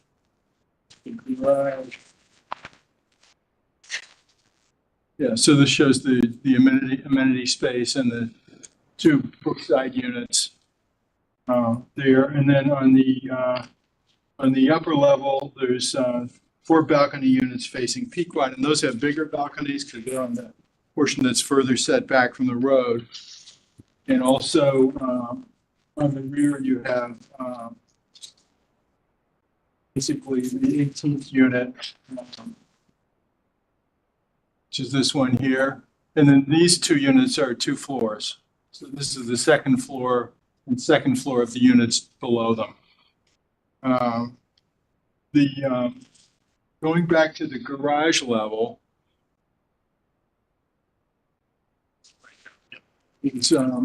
I should point out there's a handicap parking space here, 2 more here next to the elevator lobby. These are the egress stairs. There's another set over here. And there's a package room that I was looking at a package management system where the Amazon people and the UPS people come, put the package in there, it gets locked, and then you can retrieve it. Because one of the things the neighbors were really concerned about was the tendency for these vehicles to just pull up in front of the building, jump up and throw the boxes on the front of the building. These units, they're going to be gates, and they'll be key carded. So the UPS guy can't just come to your door. He has to go into the parking lot, and he has to go into the package management system. And then I just wanted to say, Jack, that's something when we talked with the Conservancy in Sasquatch, they were concerned about that because this is one of the only sections of Pequot Ave where there is no on-street parking in front. So they asked us for this gate to keep that locked, so they couldn't, the Amazon driver couldn't come here and then go get in. We've got bike racks on both ends of the parking level, and the dance space here off to the side. And I'm sorry, where does the delivery truck come in then? So the delivery truck, there's a space right here that we put right next to the package room. So they could come down, they could load in here, and then it's right there for them. There be signage here? Signage is to let them know. Yeah, we could put some type of sign right here on the interior side so you didn't see it on the outside. Well, garden apartments, they access right to the road, right? They access right to Pequot. So this is a bit deceiving because this is actually up at Pequot Ave. But the garage level is down. So it's orienting you, but this right here is at a totally separate grade in this area up here up front. so there's a full story of height difference between these gardens and the parking area below. So you can see it if you look if you look at here, the proposed first floor plan, so this is all Pequot Ave grade right here. So these gardens, they go right out onto Pequot Ave, right, and the sidewalks right here. Is there external parking or you go into a garage? And Yeah, you would come down. So get back to. Okay, yeah, so you would come in this Pequot Ave, come in here, this is full access drive and come in it. What it's not showing you is there's a grade down and you would go in, you would enter here to get into the the area underneath the building where you could park, and then there's parking outside. don't have access from the road then? You don't drive into them from the Oh, you road? don't drive into them? No, yeah, no. Yeah, it's tough to depict because I think They have doors, you know. this might help. So yeah, here's an elevation right here. So this is Pequot Ave. It's running this way. And then it dips down. Here's the garden area. And then here's the entrance, the open parking beneath the building, where you would go in to park. Low grade. Below grade. All the parking is below grade. Well, the only thing, I mean, below Pequot Ave, but then the grade drops. So it's, but yeah, it's, It's below the units. There's no below outside. the units. Correct. And there's outside parking. Yeah, there are 12 spaces that are uncovered, that are actually the remnant of the old right here. Slick Bar parking lot. Yeah, and as Chris said, this was in the 1920s. If you look at the old Sanborn map, it was a coal shed, and the railroad tracks came right into this property. So it's been through some changes.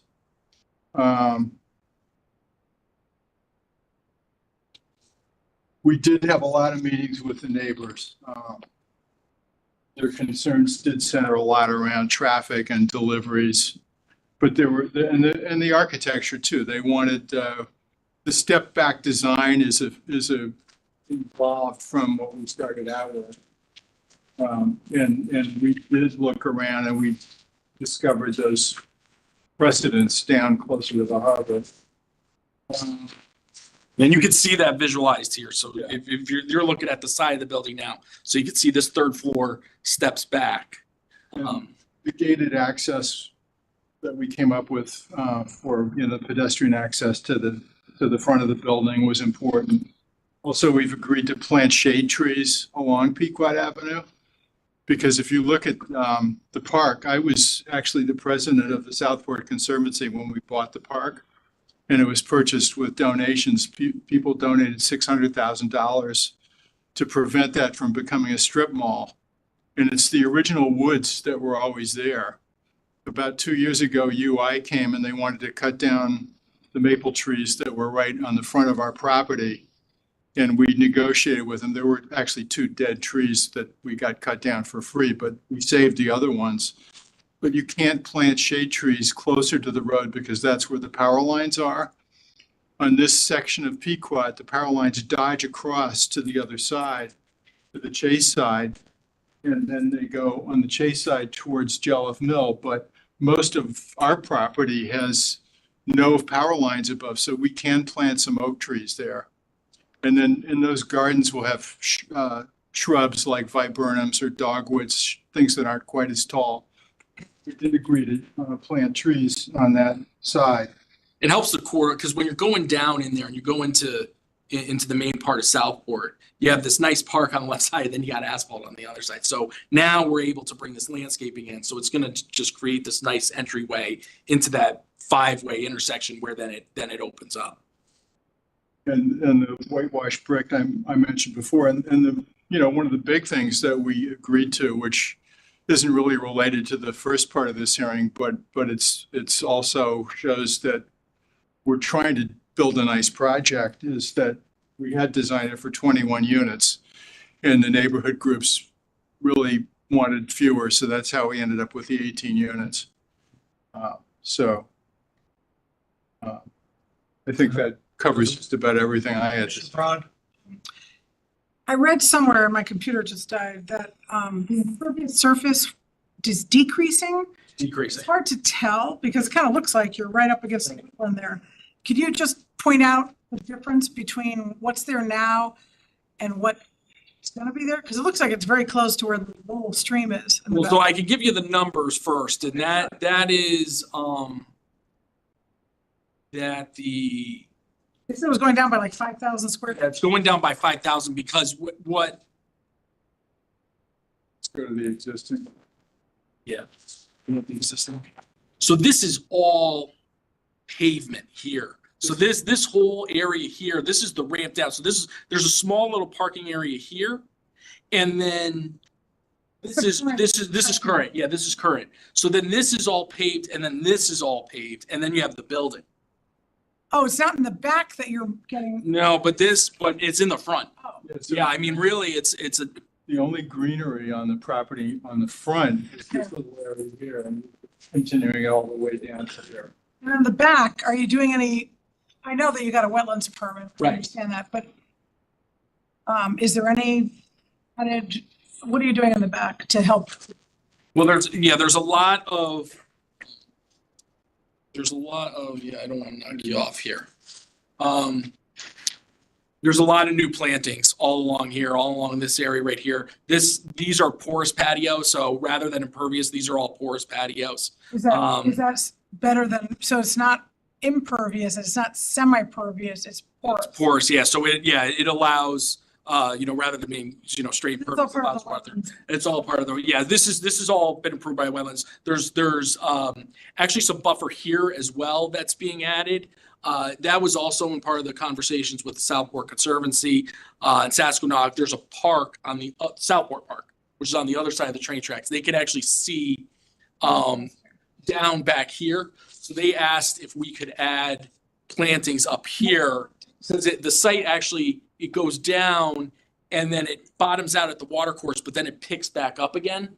And so we're able to plant here and get a little bit of a screen so they don't have to look at the parking area down here. They don't have to look in the, parking garage that's underneath. And then just because you had made the point. So this is all new green space because this right here is just all paving.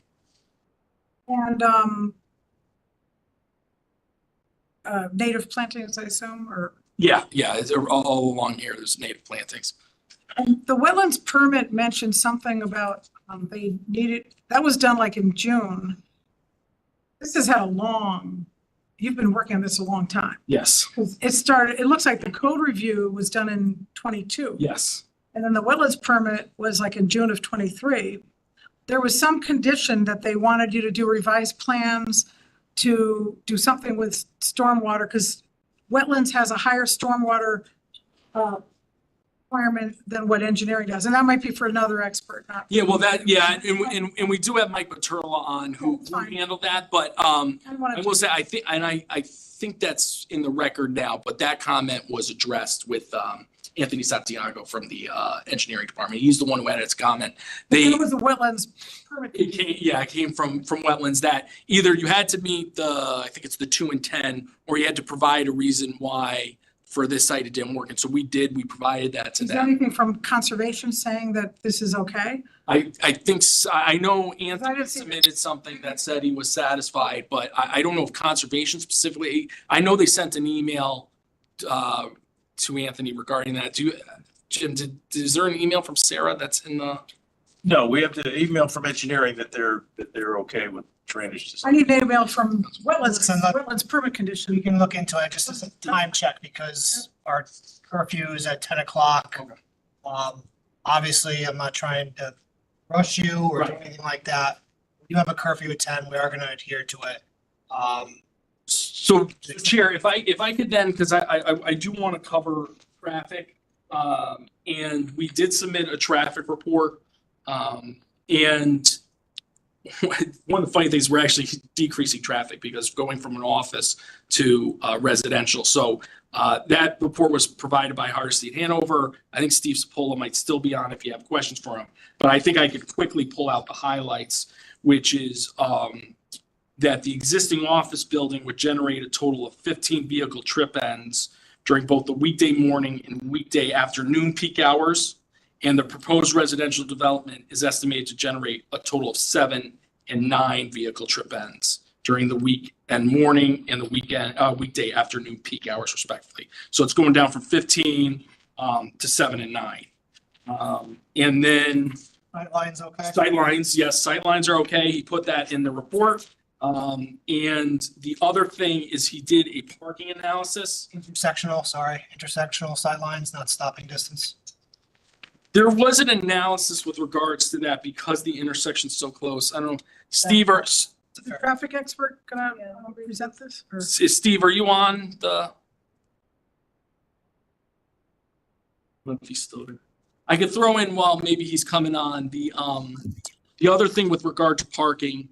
The peak parking demand for 18 units is 28 and 29 parking spaces.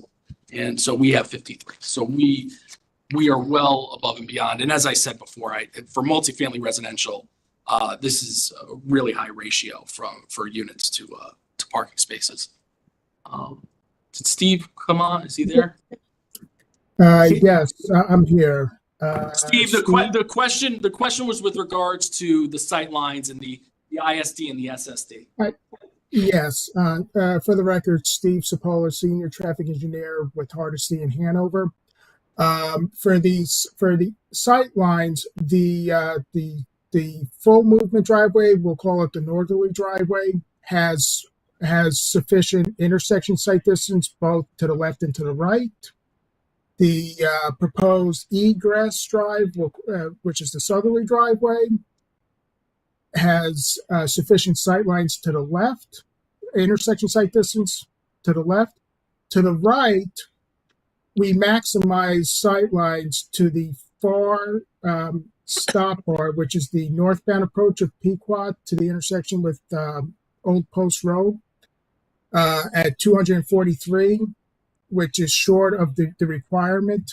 Therefore, typically we don't provide sightlines through an intersection.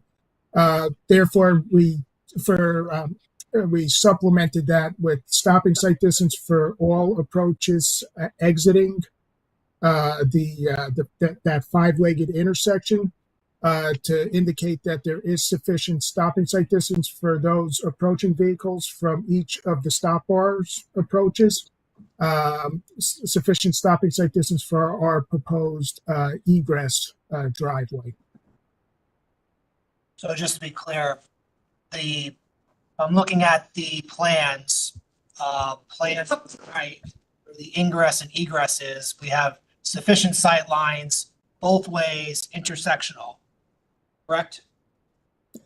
The main driveway, which is the northerly driveway that has both entrance and exits, has sufficient sight lines both to the left and to the right.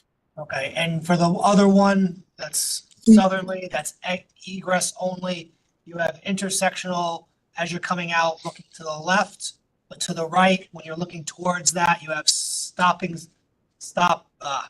sight distance because you have an intersection right there controlled by stop signs. Correct. We show that we have sufficient intersection sight distance to the far stop bar, which is the northbound approach of Pequot to the intersection. So we have sight lines completely through the intersection for intersection sight distance. Oh, through it. Okay. Yes. Yeah. Intersection sight distance. So we can. So a car pulling out of that exit driveway can see a car stop at the stop bar, the northbound approach of Pequot to the that five-legged intersection. Okay. And our town engineers reviewed this and signed off on it on the site distance. You know, and we've satisfied there. He had comments regarding standard features that the town requires that we would adhere to as a condition of approval, like the size of the catch basin and things like that, but nothing on the intersection. Just make a note of that to make that conditions of approval. Commissioner Francis. Harrison. No, Harrison. Francis. God.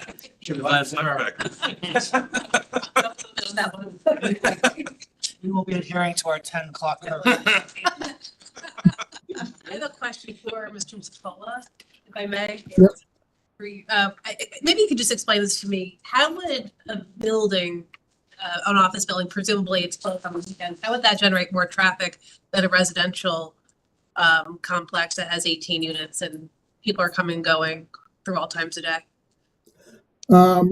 For our traffic analysis and that comparison, it's based on the peak hours of the adjacent road, which is a 1 hour period between 7 to 9 in the morning and 4 to 6 in the evening. Our calculations for the existing office building was based on the ITE trip generation handbook. For a office building of that square footage would generate 15 vehicles in and out. And the site traffic for the proposed residential, again, was from the ITE trip generation handbook. And again, we're looking at the morning and afternoon peak hour. This is not for daily traffic. I think is what you were alluding to is, the daily in and out traffic. For a traffic study and analyses, we focus on the impact of developments. They only accept using the rates from the ITE trip generation handbook. Thank you. Yes.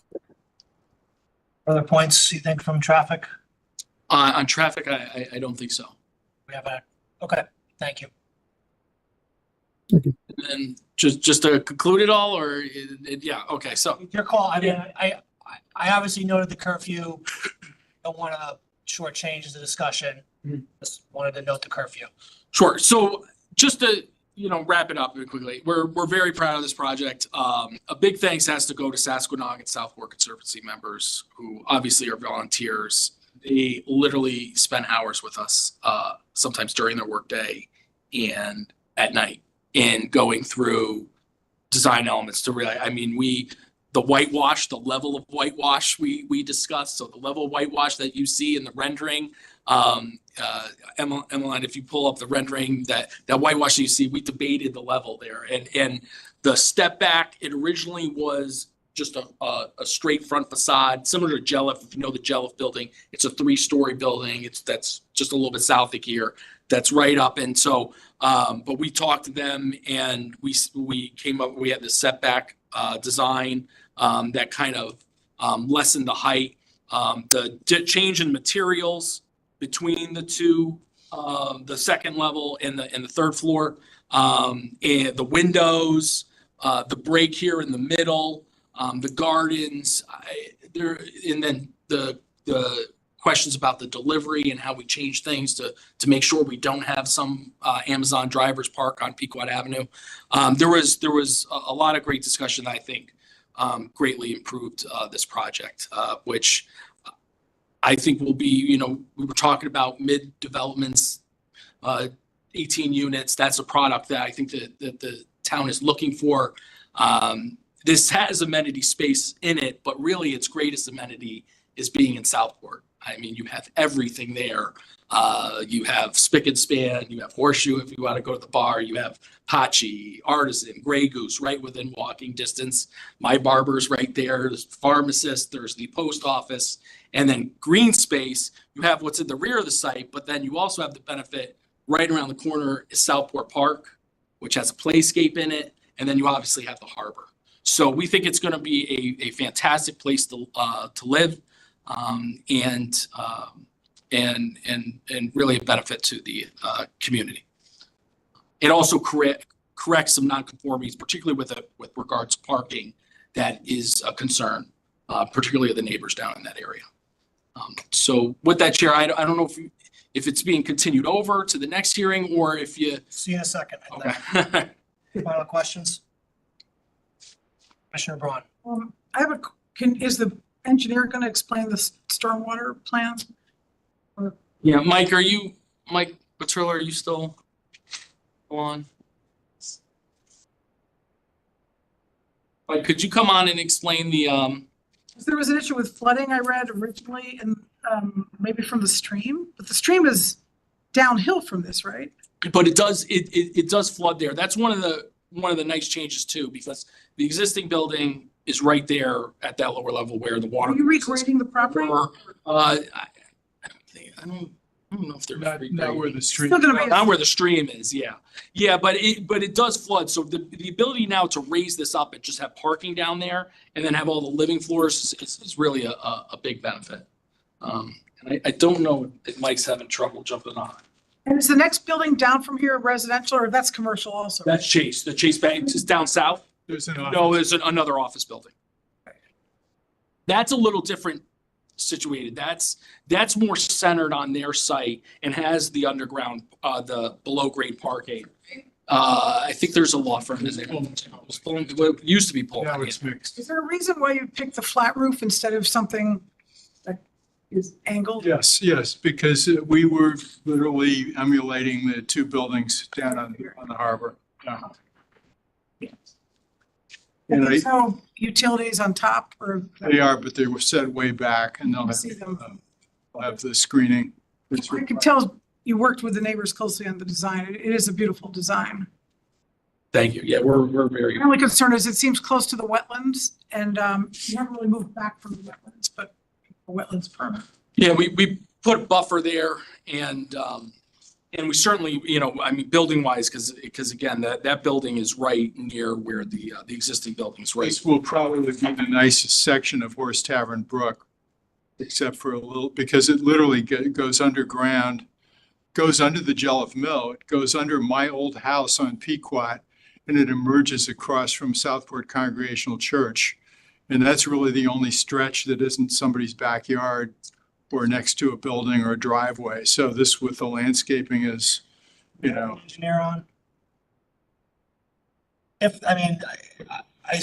I understand the engineers reviewed it and has signed off on it, correct? Correct. And so did the fire marshal, but we would accept the engineering comments as a condition of approval if that made you feel comfortable or. Make a note of that, We also got a wetlands update. Well, it was approved, I mean, but they had a question and that was.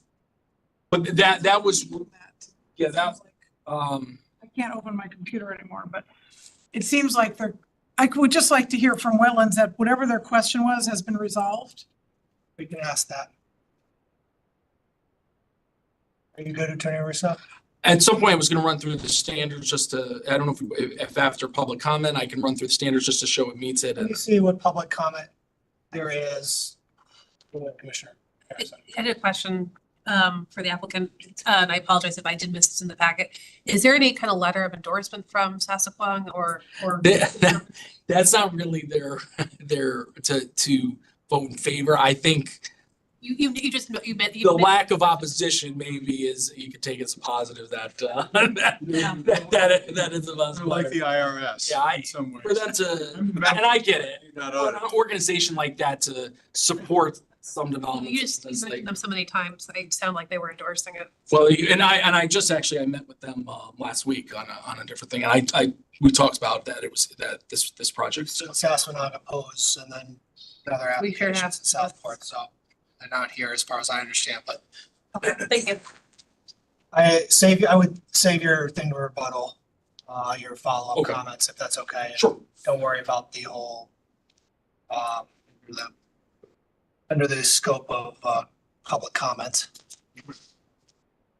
Are there any members of the public? I just want to get a poll because it's 3 minutes of, but I am curious, any member of the public in person that we heard on the special permit application? Seeing a shake of the head, seeing no other hand, shake of the head, okay. Is there anybody, do we have anybody signed up, Ms. Harrigan, remotely? That wishes to be, does wishes to be heard on this special permit application for Pequot Realty? That's signed up in the chat. Let me make the announcement then. Does any member of the public joining us online or by phone wish to be heard on the special permit application, Pequot Realty? You are calling in, please press *6 to unmute yourself. Any member of the public joining us remotely or in person wish to be heard on the special permit application of Pequot Realty?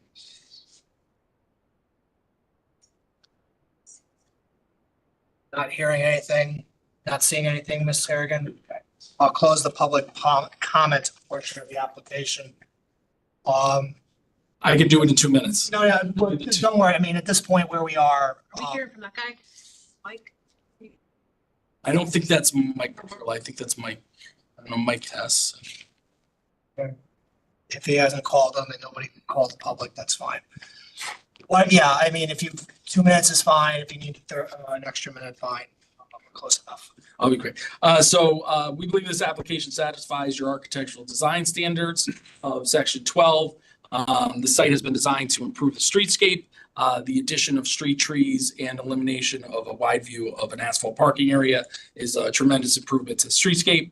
The impervious coverage is being reduced on the site, and the proposed design mirrors the architecture in Southport neighborhood, utilizing features found in the neighborhood. I think, cited those two buildings in particular that we strongly emulated that are down by the harbor. The building frontage will present a wonderful facade along Pequot Avenue. The trim and detailing appropriately break up the architectural design, and the materials are in conformity with the regulations. The existing parking nonconformity is being eliminated. It also satisfies Section 25.7 of your regulations regarding special permits. This is a proposed use that's permitted within the NDD. We have submitted a complete application. We have obtained the necessary approvals from Zoning Board of Appeals, Inland Wetlands, and WPCA for this development to move forward. The proposed plans are significantly under the maximum building lot coverage standards in the NDD. It's less than half the standard, and that has resulted in a significant increase in landscaping along Pequot Avenue. It's not an intense use of the site, particularly with regards to building coverage. It's going down. Parking, we're reducing the requirement on site, and traffic that was just discussed previously. We're actually reducing the vehicle trip ends from an office to a residential. The site plan has more than adequate access for fire protection. That's borne out in the comments that are in the record from the fire marshal, who says that we have addressed his concerns. And for those reasons, we believe that this use will not create a nuisance. In fact, we think this is just going to be a tremendous improvement to the site. And we appreciate you sticking with us and going to this late hour to hear this. Thank you, Attorney Russo. Any final comments, questions? I'll close the. I'll make one comment. This is a thoughtful, well-studied project. It's proper scale to the community. You've obviously engaged with the community here, and we appreciate your. Thank you. Appreciate that. Way to end it. I will close the hearing on this application and adjourn the meeting. Thank you. Thank you.